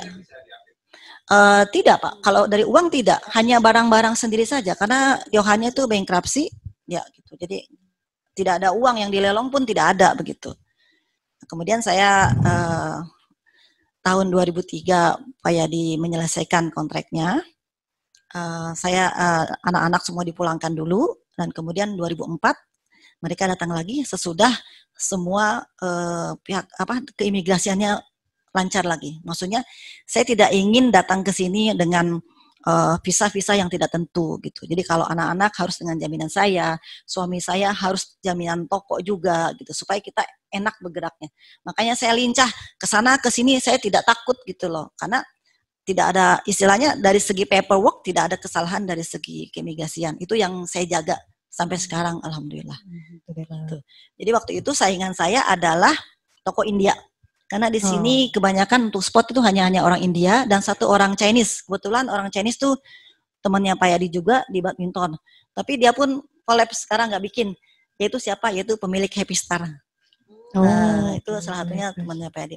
Nah, dia beralih ke kedai yang cepat lah ceritanya mendapat uangnya karena dari perputaran bisnis barang-barang dari China gitu. Ya, baik Bu Yanti, ya. Boleh nggak saya diceritakan juga ke Bapak Ibu semua yang penonton di YouTube online ini. Sebenarnya kalau menurut Ibu tuh pencapaian tertinggi Ibu tuh apa sih Bu di bidang trading sekarang ini? Apa ya pencapaian tertinggi? Kalau saya sih memang tidak berharap tinggi-tinggi juga ya Bu ya. Maksudnya saya sudah memiliki perusahaan yang stabil gitu. Dalam artian bahwa kita berusaha dalam keadaan apapun masih bisa muter begitu. Dari segi karena kebetulan kita juga memang supply ke kerajaan-kerajaan gitu. Jadi ketika dari segi retail kita tidak dapat, maka kita menutupinya dari segi supply ke kerajaan begitu. Terima kasih Bu. Ya. Dengan adanya pandemi COVID ini, bagaimana penjualan retail? Oh ya, selama 3 bulan terakhir kemarin dari mulai Maret, April, Mei, Juni memang tidak ada, kosong sama sekali. Bahkan apa yang sudah diorder oleh customer pun di cancel. Karena event daripada spot itu juga di cancel. Jadi kalau tidak salah bulan 4 April, bulan Juni itu ada perlawanan badminton, ada juga perlawanan pertandingan ya, pertandingan taekwondo dan karate. Itu saya sudah order ke Indonesia. Jadi saya pun barang-barangnya banyak dari Indonesia gitu ya. Sudah order bajunya, apanya semua. Ternyata datang ke sini semua cancel. Jadi barang itu numpuk gitu. Ya apa buat caranya cuma kita bertahan supaya bagaimana caranya pekerja yang saya pikir justru pekerja Pak. Karena gaji harus tetap dibayar, sewa juga harus tetap bayar. Jadi pekerja saya kebetulan mereka sangat kooperatif sekali ya dengan cara-cara tertentu akhirnya mereka pun bisa menerima. Tapi alhamdulillah saya ini Pak sekarang nih dengan pandemi Covid ini justru saya ada bisnis baru, yaitu saya menangkap peluang pengiriman. Bisnis pengiriman. Untuk kargo ya Bu ya? Untuk kargo. Karena ternyata kan semua orang tidak bisa masuk. Ketika pesawat tutup, semua orang tidak masuk. Jadi akhirnya saya membuka pengiriman itu. Dan alhamdulillah bukan cuma para pengusaha aja. Artinya para ibu-ibu pun yang beli-beli belanja online gitu, yang biasanya dia kalau pulang, neng-teng ya, pulang gitu ke Indonesia cuti, pulang ke sininya nanti bertas-tas, kan sekarang nggak bisa pulang. Jadi mereka membeli secara online, kemudian dikirim ke toko saya yang di Depok, dan Depok saya dikumpulin kemudian dibawa ke sini. Betul. Juga lebih seru lagi ceritanya, terutama di sektor makanan restoran di kala COVID. Boleh kita? Ya, untuk COVID, karena COVID ini. Kalau untuk COVID, saya sebenarnya gara-gara COVID-19 itu bersyukur ya. Bersyukur. Dulu pokoknya kalau setahun nggak jalan-jalan ke luar negeri 3 kali nggak sah. Gitu, ya. Kalau setahun nggak begini nggak sah. Gitu. Banyak yang nggak sah. Sekarang back to nature. Jadi kemarin itu bahkan ketika Lebaran, ketika Ramadan ya, itu alhamdulillah banget saya sama suami tuh 1 bulan tuh doyan banget sama singkong. Mas, ternyata singkong itu enak ya kalau dinikmatin gitu. Bener. Semuanya enak deh Bu kalau dinikmatin. Iya, bener. Terus karena COVID juga, kebetulan anak saya 2 ada di sini, terstuck ya di situ. Saya berterima kasih gitu ya pada Allah. Anak saya itu memang dari kecil ya, boleh tanya sama Mas Hendra, itu terbiasa jajan apa maunya kasih lah, ada duit sih gitu kan, ada keuangan cukup.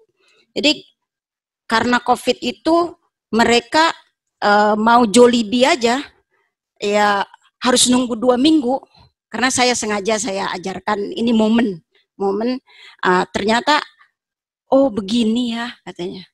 Jadi belajar susah itu suatu poin yang untuk kita sebagai orang tua yang punya keuangan cukup itu susah diajarin tuh, kalau bukan dipepet keadaan. Nah, dan bisa itu. Hemat juga Ibu ya tentunya ya. Iya, jadi kalau untuk saya pribadi, kalau masalah keuangan memang selama 3 bulan itu saya loss 21.000. Tapi kalau udah normal 21.000 gampang aja gitu. Jadi yang penting momen hikmah di balik COVID itu yang untuk saya pribadi itu benar-benar bikin back to nature gitu ya. Jadi nggak neko-neko lagi kepengen yang tinggi-tinggi. Yang penting siap-siap aja gitu ya. COVID ini kan kita dekat sama kematian. Nanti siap-siap aja kalau malaikat maut datang itu kita bisa senyum gitu aja. Gara-gara COVID juga Pak. Jadi ingat ya kan. Oh iya betul. Betul Pak. Saya menyambung masalah COVID ya. Yang kalau kita ketahui memang restoran sama catering adalah yang paling terpukul di COVID ini, karena kita tahu semua ditutup, tidak boleh ada kegiatan maupun pensuplaian makanan. Saya mengalami, karena saya adalah satu circle dengan Haja Lela, dia ketua kami. Selama 3 bulan itu kami tidak digaji, kami pun karyawan saya pun sama tidak digaji. Saya runding dengan beliau. Karena lalu diputuskanlah kita sharing berapa kita dapat berapa per bulan. Dari bulan pertama kita terkena itu bulan Maret, staf saya hanya dikasih 100 saja. Karena pendapatan kami itu semua total cuma itu. Jadi di bulan yang keduanya total saya tidak dapat. Jadi staf tidak digaji. Betul-betul. Nah langkah ketiganya itu bulan Juni kalau tidak salah, alhamdulillah kita sudah mulai oke. Ketika kita terpuruk, di sana kita paling bawah, betul-betul kita merasakan saya semuanya di beberapa tempat ada yang balik ke kedutaan, ke shelter, mengadu dan sebagainya. Kami pihak dari restoran serta catering, saya dengan Haja Lela dan kami semua circle dari beberapa cawangannya membentuk suatu duduk bersama.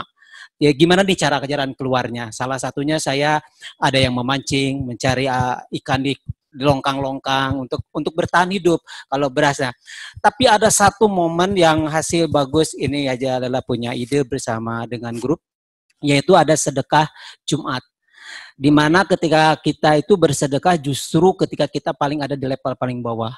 Nah dengan titikannya baik begitu Haja Lela mendatangi beberapa pengusaha yang tidak terkena COVID, dalam artian dalam kutip bisnisnya, dan kami mengumpulkan berapapun mereka mau sharing, mau bersedekah dikumpulkan.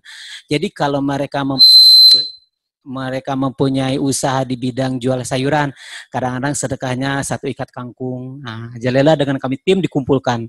Ada yang mempunyai beras, minyak, semua kami kumpulkan, dan kami di hari Jumat ya betul. Di hari Jumat kami mendatangi kepada mereka para tenaga kerja Indonesia yang terkena impasnya di masalah COVID ini. Karena beberapa seperti yang mereka tidak ada yang mengadu ke sini, tapi mereka bertahan seperti ada yang di hutan atau istilahnya yang mereka pekerjanya menunggu di kebun-kebun, seperti hasil panennya mereka tidak bisa dijual karena tidak ada customer yang membutuhkan. Akhirnya automatically mereka tidak bisa menghasilkan. Nah, kami bergerak juga untuk menyantuni mereka, bergerak di bidang sedekah Jumat. Sebenarnya Jalela punya ide ini juga untuk disampaikan nanti di pihak kedutaan juga, untuk sama-sama para pengusaha ini kita ada di level yang paling bawah sekarang masa COVID ini. Sebenarnya ada sesuatu yang kita harus sharing, yaitu berbagi. Nah, karena masih banyak teman saudara kita yang tidak yang terkena impasnya justru yang tidak diketahui oleh pihak kedutaan. Kami datang ke pedalaman-pedalaman, mendatangi mereka, dan Haja Lela serta Haji Nanang mempunyai ide untuk mengumpulkan para pengusaha lainnya yang mempunyai rezeki lebih atau berniat bersedekah, lalu kami kumpulkan dan kami supply kepada mereka yang memang membutuhkan.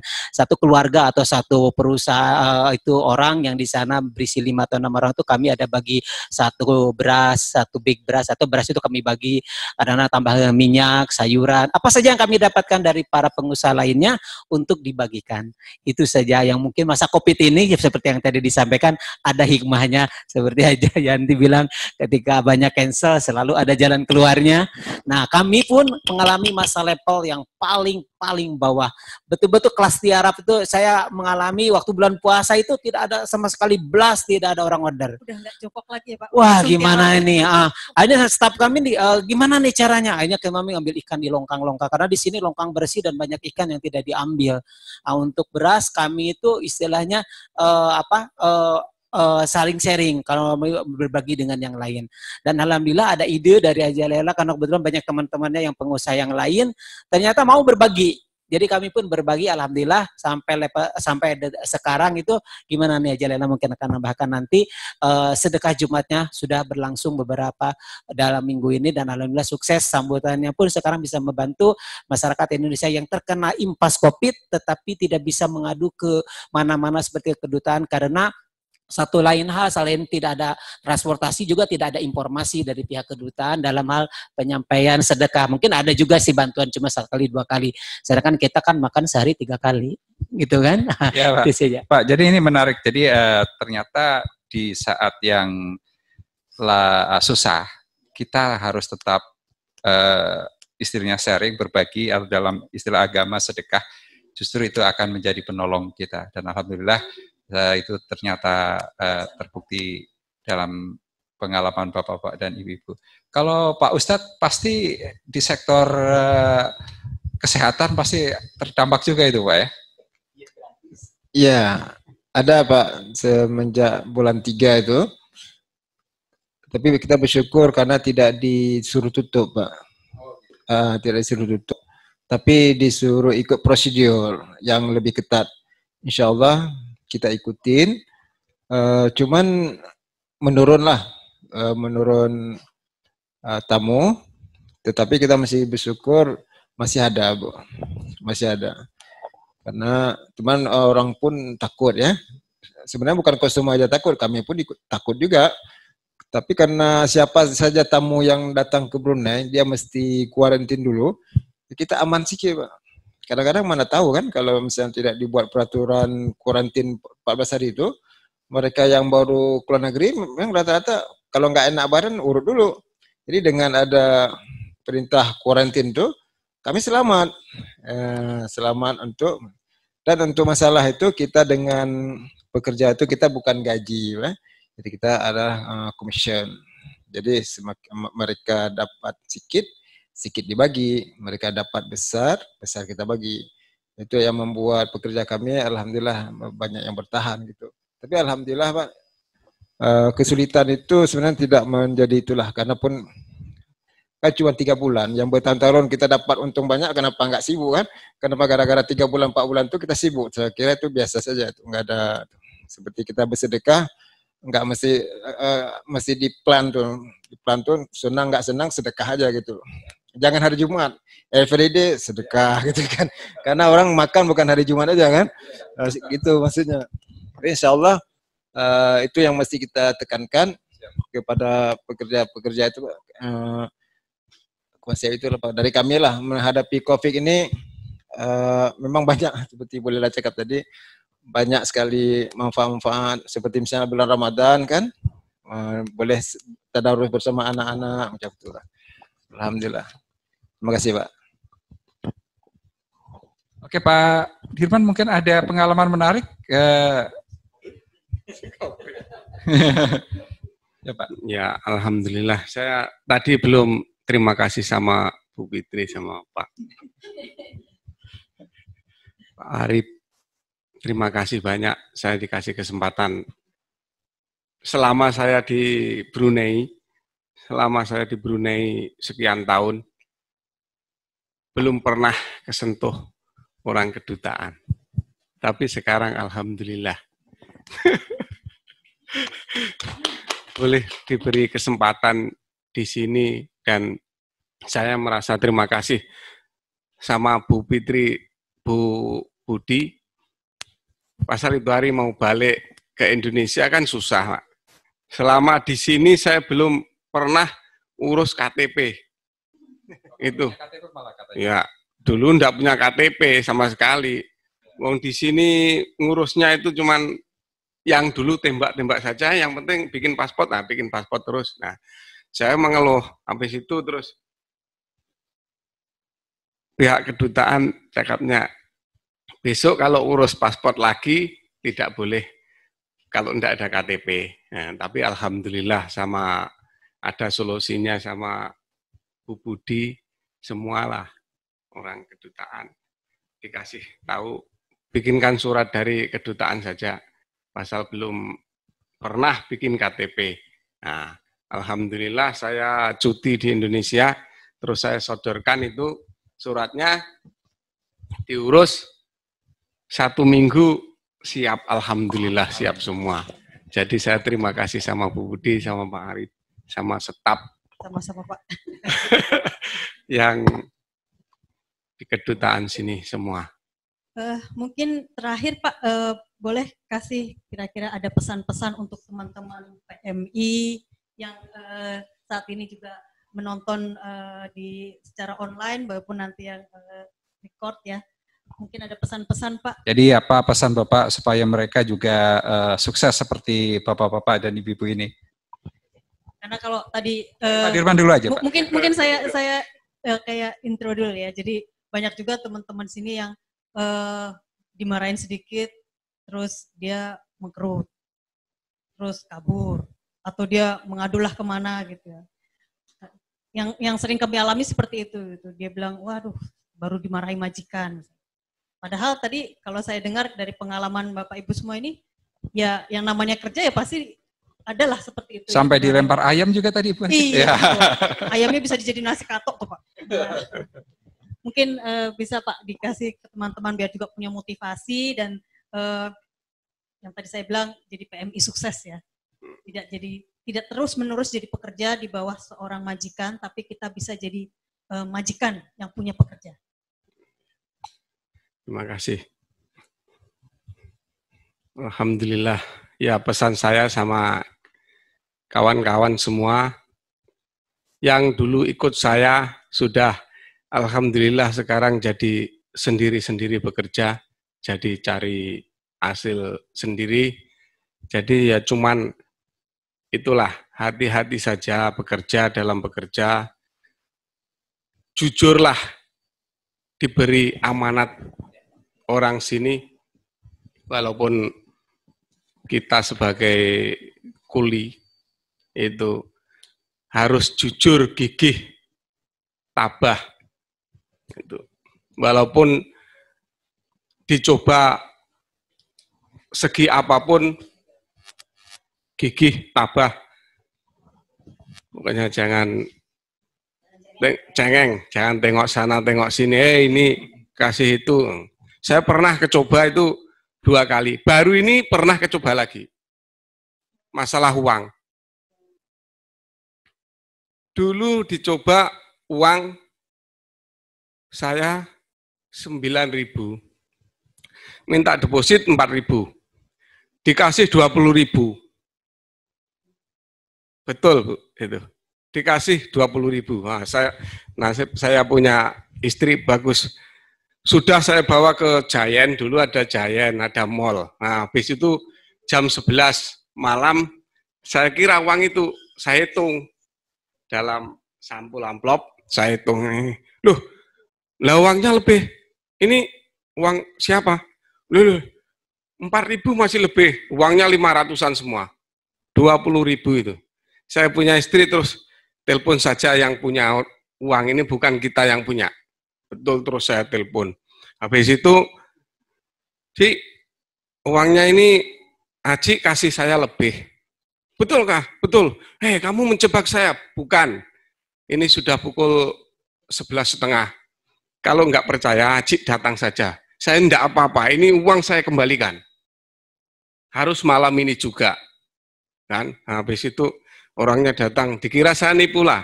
Oh ini nanti kamu pukul saya. Tidak, ini uang Tuan Haji. Dulu kan enggak ada WhatsApp kan? Nah, terus datang. Wah Haji, ini uangnya. Ini bukan bagian saya, ini bukan hak saya. Itu macam. Nah, ini baru saja ini.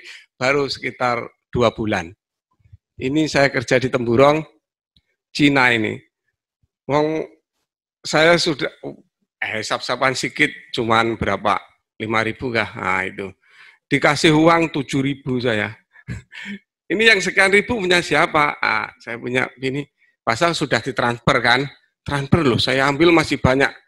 Ah ini bukan uangnya ini. Betul, betul bukan uangnya. Telepon saja sekarang. Ah, saya punya bini, suruh telepon itu. Nah, oke. Ini uang ambil. Oke, transfer sama saya berapa? Cek saja. Oh iya, sudah mah. Iya. Nanti diambil bila-bila. Oh, nanti kalau saya masih sudah tidak sibuk saya ambil. Boleh, tapi jangan lama-lama, ini saya pegang uangnya orang. Nah, itu macam. Jadi kalau dicoba uang lebih apapun, walaupun 1 sen pun, kalau boleh jangan diambil. Baik Pak, jadi intinya adalah tadi kejujuran. Ya, kejujuran. Selain itu juga kita harus tabah menghadapi keadaan dan juga harus gigih itu Pak. Ya. Kalau Pak Ustadz bagaimana Pak? Ada pesan terakhir kepada teman-teman kita yang sedang menonton acara ini Pak?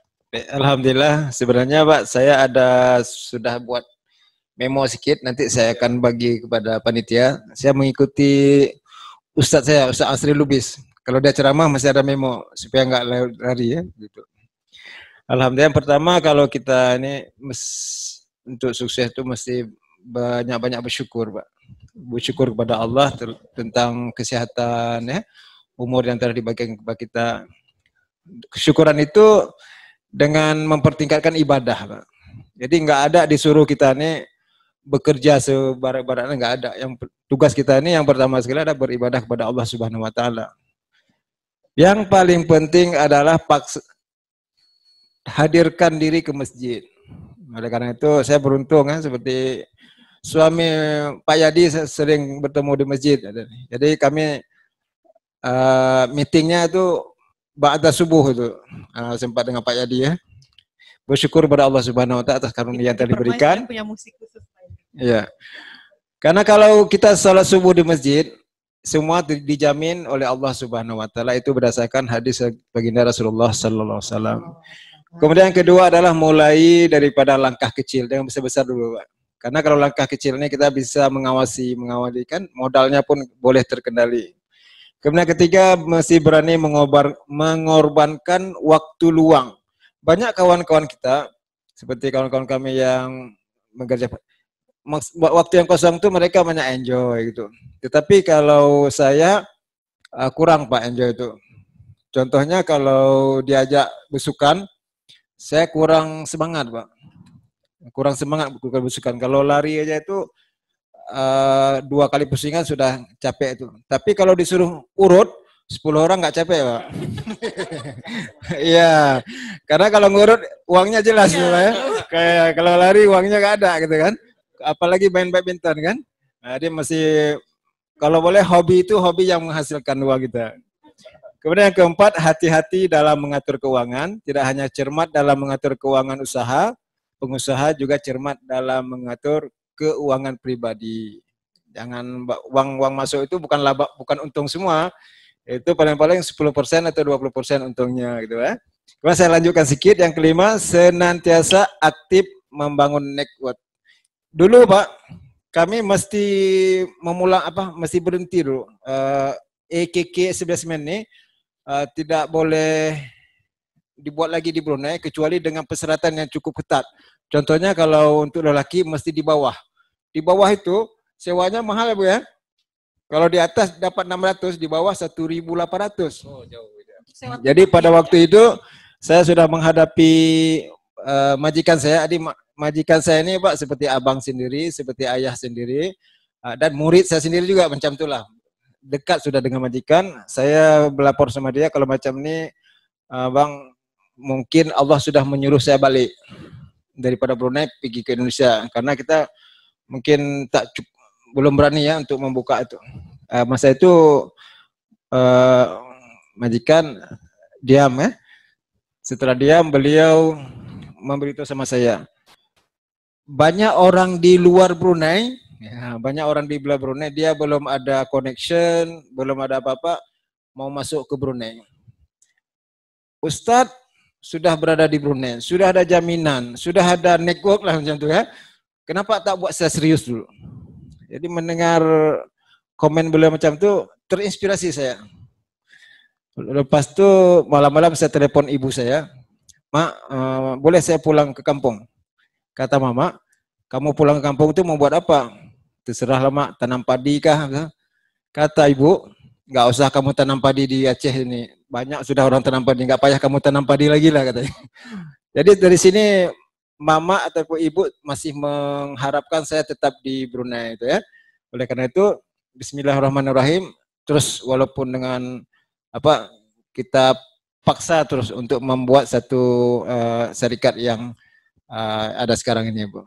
Baik. Kemudian Pak, sedikit lagi untuk bekerja nih, yang keenam nih, jangan lupa istirahat, Pak. Jangan lupa istirahat, ya kan? Jangan lupa jaga badan, karena capek kita cari uang, lepas sakit tuh habis uang itu untuk berobat. Jadi kalau kita ada istirahat, uang yang kita dapat itu bisa kita nikmati. Itulah. Demikian saja Pak dari kesan dan kesan dari saya, Pak. Terima kasih ya. Jadi ada 1, 2, 3, 4, 5, 6 pesan dari Pak Ustadz. Pertama, kita harus senantiasa bersyukur dan itu ditindaklanjuti dengan peningkatan ibadah. Kemudian mulailah dengan langkah kecil. Kemudian waktu luang itu dimanfaatkan dengan baik untuk hal-hal yang positif ya. Kemudian hati-hati dalam hal keuangan, pengelolaan keuangan. Mungkin jangan boros lah, jangan digunakan untuk hal-hal yang tidak bermanfaat. Kemudian aktif membangun jaringan teman, silaturahmi gitu Pak ya. Kemudian tadi pesan terakhir, semua itu juga perlu istirahat Pak ya, supaya tidak sakit gitu ya. Ini yang paling saya suka. Sakit ke tempat Bapak lagi. Ini yang paling saya senang.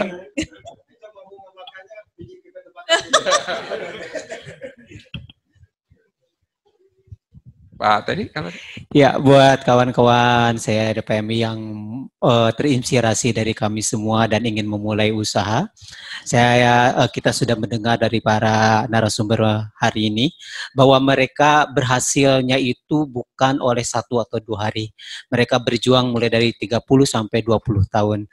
Buat kawan-kawan di sana, pertama kali datang ke Brunei, coba untuk belajar, untuk bekerja sungguh-sungguh, ikuti semua peraturan maupun tata krama keadaan lingkungan yang ada di sini. Belajar adat resam masyarakat setempat untuk mengetahui, karena berbeda sekali dengan di Indonesia. Di sini memang ada peraturan-peraturan yang memang harus kita ketahui secara luas, tegas, maupun kita harus patuhi dengan betul. Ketiga adalah belajar. Belajar baik itu belajar situasi, kondisi, maupun kita belajar peluang yang akan kita hadapi, baik itu bergerak di bidang catering, perusahaan-perusahaan lain. Semisal kami kalau di bidang catering ya Pak, kami mulai berawal semisal jadi pelayan ataupun tukang masak. Kami melihat peluang ke depannya. Seperti jadi pelayan untuk naik menjadi seorang kasir, maupun kita berhadapan dengan customer secara langsung. Haja Lela dulu mengadakan sistem sejenis kuliah. Karena kalau kami kuliah itu namanya public relationship, belajar untuk bagaimana berbicara dengan orang, berbicara dengan customer walaupun itu adalah customer adalah raja. Bagaimana kita memposisikan diri sebagai orang yang menjual jasa.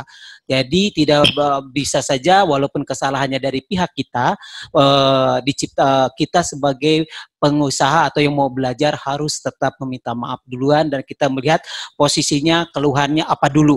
Jadi kalau sebenarnya kita harus mendengarkan komplain dulu dari customer, dengarkan betul-betul apa dia maunya, baru kita memberikan explain ataupun pendapat, walaupun nomor satunya tetap kita harus minta maaf ada dalam keadaan yang tidak berkenan kepada beliau. Selanjutnya yang saya mungkin yang tahu juga yang semuanya di sini nomor yang harus kita yang Bapak tadi pun sudah bahas yaitu network. Sekarang ini zamannya kita ada WhatsApp grup dan di pihak kedutaan pun kita tahu sekarang ada komunitas yang disupport. Jadi komunitas-komunitas yang istilahnya seperti ada komunitas ngapak, komunitas apa, coba gabung dengan mereka. Mereka itu adalah kumpulan-kumpulan menurut saya mereka adalah kumpulan orang-orang yang paling berhasil di sini sehingga kita bisa menambah pengetahuan, belajar dari mereka atau mencari peluang bisnis apa ke depannya yang mungkin nanti kita akan tuju. Itu saja mungkin buat kawan-kawan PM yang di sana yang ingin belajar. Tapi dari awal itu semua nomor satu, kalau kita bekerja di Brunei nomor satu, bekerja yang sungguh-sungguh, belajar ada tersam di sini, bagaimana masyarakat di sini, jangan sampai kita membuat cacat celah, sebab ini adalah negara kecil. Kalau kita berbuat sesuatu yang melanggar, orang akan tahu. Nah, ini dulu yang buat ini, buat itu kan. Jadi kita harus tetap menjaga adat sopan santun yang nomor satu. Itu saja mungkin yang akan saya sampaikan. Terima kasih Pak. Ini jadi sesuai dengan pepatah kita ya Pak ya. Di mana bumi bijak, di situ langit kita junjung. Mungkin dari Bu Yanti ada pesan-pesan? Ya, baik. Saya kira narasumber kita yang 3 orang ini pun sudah cukup komplit sebenarnya Pak ya. Ya, saya menambahkan sedikit berdasarkan pengalaman saja, bahwa memang jatuh bangun dalam usaha itu biasa. Jangan dianggap seperti hal yang luar biasa yang akhirnya mematahkan semangat. Justru itu adalah pemompak kita untuk menambah semangat. Pelajari apa yang membuat kita menjadi jatuh dan tergugur. Kemudian kepada para pekerja juga betul-betul ikuti apa yang diarahkan oleh majikan. Karena majikan juga, kalau majikan itu baik, betul, dia akan mengarahkan juga dengan baik. Jadi sebaiknya diikuti. Nah, salah satunya saya sekarang mungkin akan berpantun sebentar Pak ya. Oh, saya pantun nih. Ini untuk para pekerja nih. Kalau mau air tajin, minta saja sama si Masitoh. Cakep. Bekerjalah dengan rajin karena bekerja itu amanah. Cakep katanya. Mesti pakai gini dong ya. Oke. Kemudian yang kedua, ambil mangga dengan galah, karena pohonnya tinggi sekali. Tetap semangat, pantang menyerah. Lakukan pekerjaan dengan sepenuh hati. Satu lagi nih Pak. Hujan reda, langitnya cerah. Pelangi muncul, alangkah indah. Jangan menyerah karena lelah. Karena impianmu amatlah indah. Terima kasih. Mungkin Bu Lela ada ini lagi nih, pantun lagi nih. Kalau pantun ya belum persiapkan. Iya, sedikit motivasi dari saya adalah kita datang ke Brunei itu suatu nikmat, betul-betul nikmat dari Allah Subhanahu Wa Taala, dari Tuhan kita. Ya, datang ke Brunei itu suatu nikmat yang sangat besar. Itu, ya. Jadikan itu nikmat, bukan ujian, ya, bukan musibah gitu ya. Jadi proses, nikmati prosesnya ketika kita mau mendapat hasilnya, seperti itu, ya. Dan untuk PMI yang seperti saya, yang nggak punya modal, ya, bekerjalah dengan rajin, karena ternyata ketika kita rajin, banyak hamba-hamba Allah yang lain memberikan kita modal cuma karena kita rajin. Saya dapat modal karena saya rajin, Mas Hendra dapat modal karena dia rajin, bukan dari uang kami sendiri, bukan. Jadi kami dikasih mengelola perusahaan, kemudian disuruh membayar modalnya, kemudian disuruh membayar keuntungannya, setelah cukup pembalikan semua itu diserahkan kepada kami. Begitu juga yang saya jalankan kepada branch-branch saya modalkan awal, lepas itu saya minta setelah itu balikan modal, kemudian saya ambil keuntungan, lepas itu rezekimu, seperti itu. Jadi untuk teman-teman, rajin-rajinlah kita belajar di Brunei Darussalam. Brunei Darussalam itu negeri yang berkah. Tetapi sebagai bangsa Indonesia, sebagai rakyat Indonesia, kita harus lebih membangun negeri kita sendiri. Ya, karena di situ ibu pertiwi kita. Ya. Assalamualaikum warahmatullahi wabarakatuh. Luar biasa sekali ini tadi pesan-pesan dari para motivator kita berdasarkan pengalaman real mereka, jadi bukan teori. Sangat mengagumkan buat saya. Jadi Bu Budi, ini ada beberapa catatan kami tentang garis merah apa yang telah disampaikan oleh para narasumber kita, bahwa mungkin Ibu Budi nanti bisa tambahin bahwa semuanya itu mengalami hal-hal yang sulit, dan tadi disampaikan ketika mengalami hal sulit kita tidak boleh menyerah, harus tetap gigih.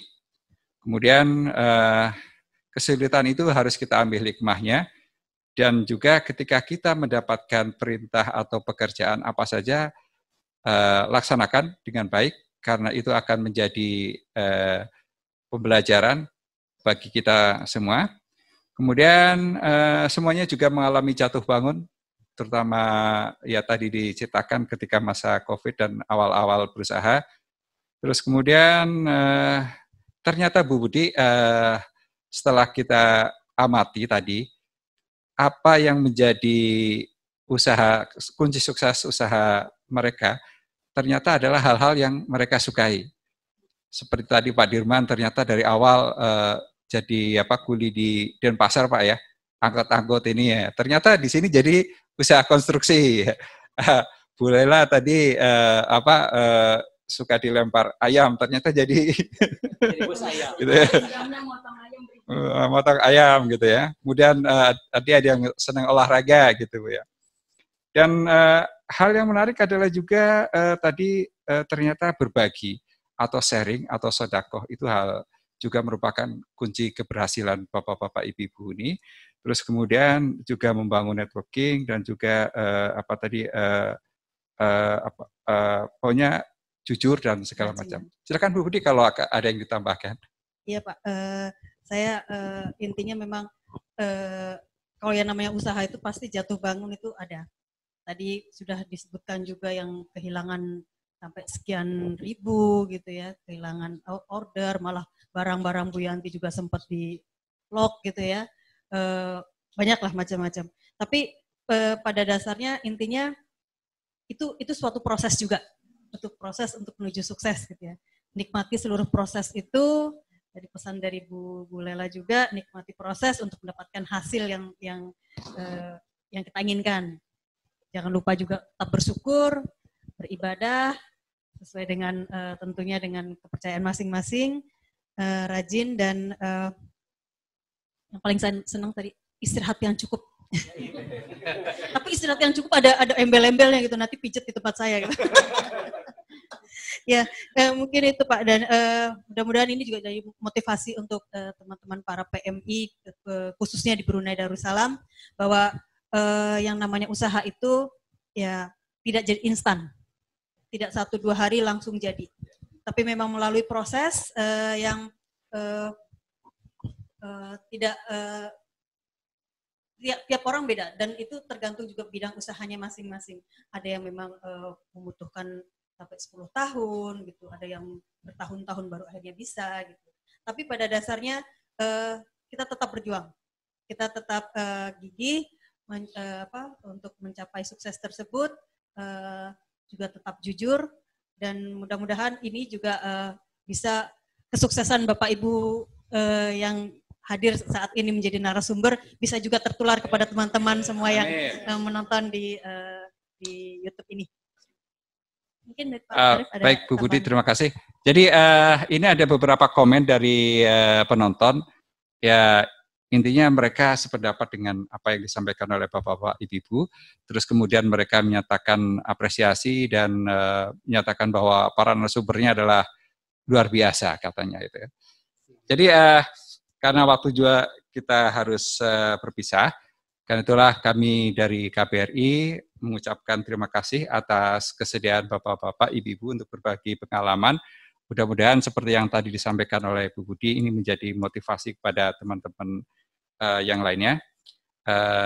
Dan dengan mengucapkan alhamdulillahirabbil alamin, kami nyatakan acara webinar seri motivasi ini kami nyatakan tutup. Sekian, Assalamualaikum warahmatullahi wabarakatuh. Waalaikumsalam warahmatullahi wabarakatuh.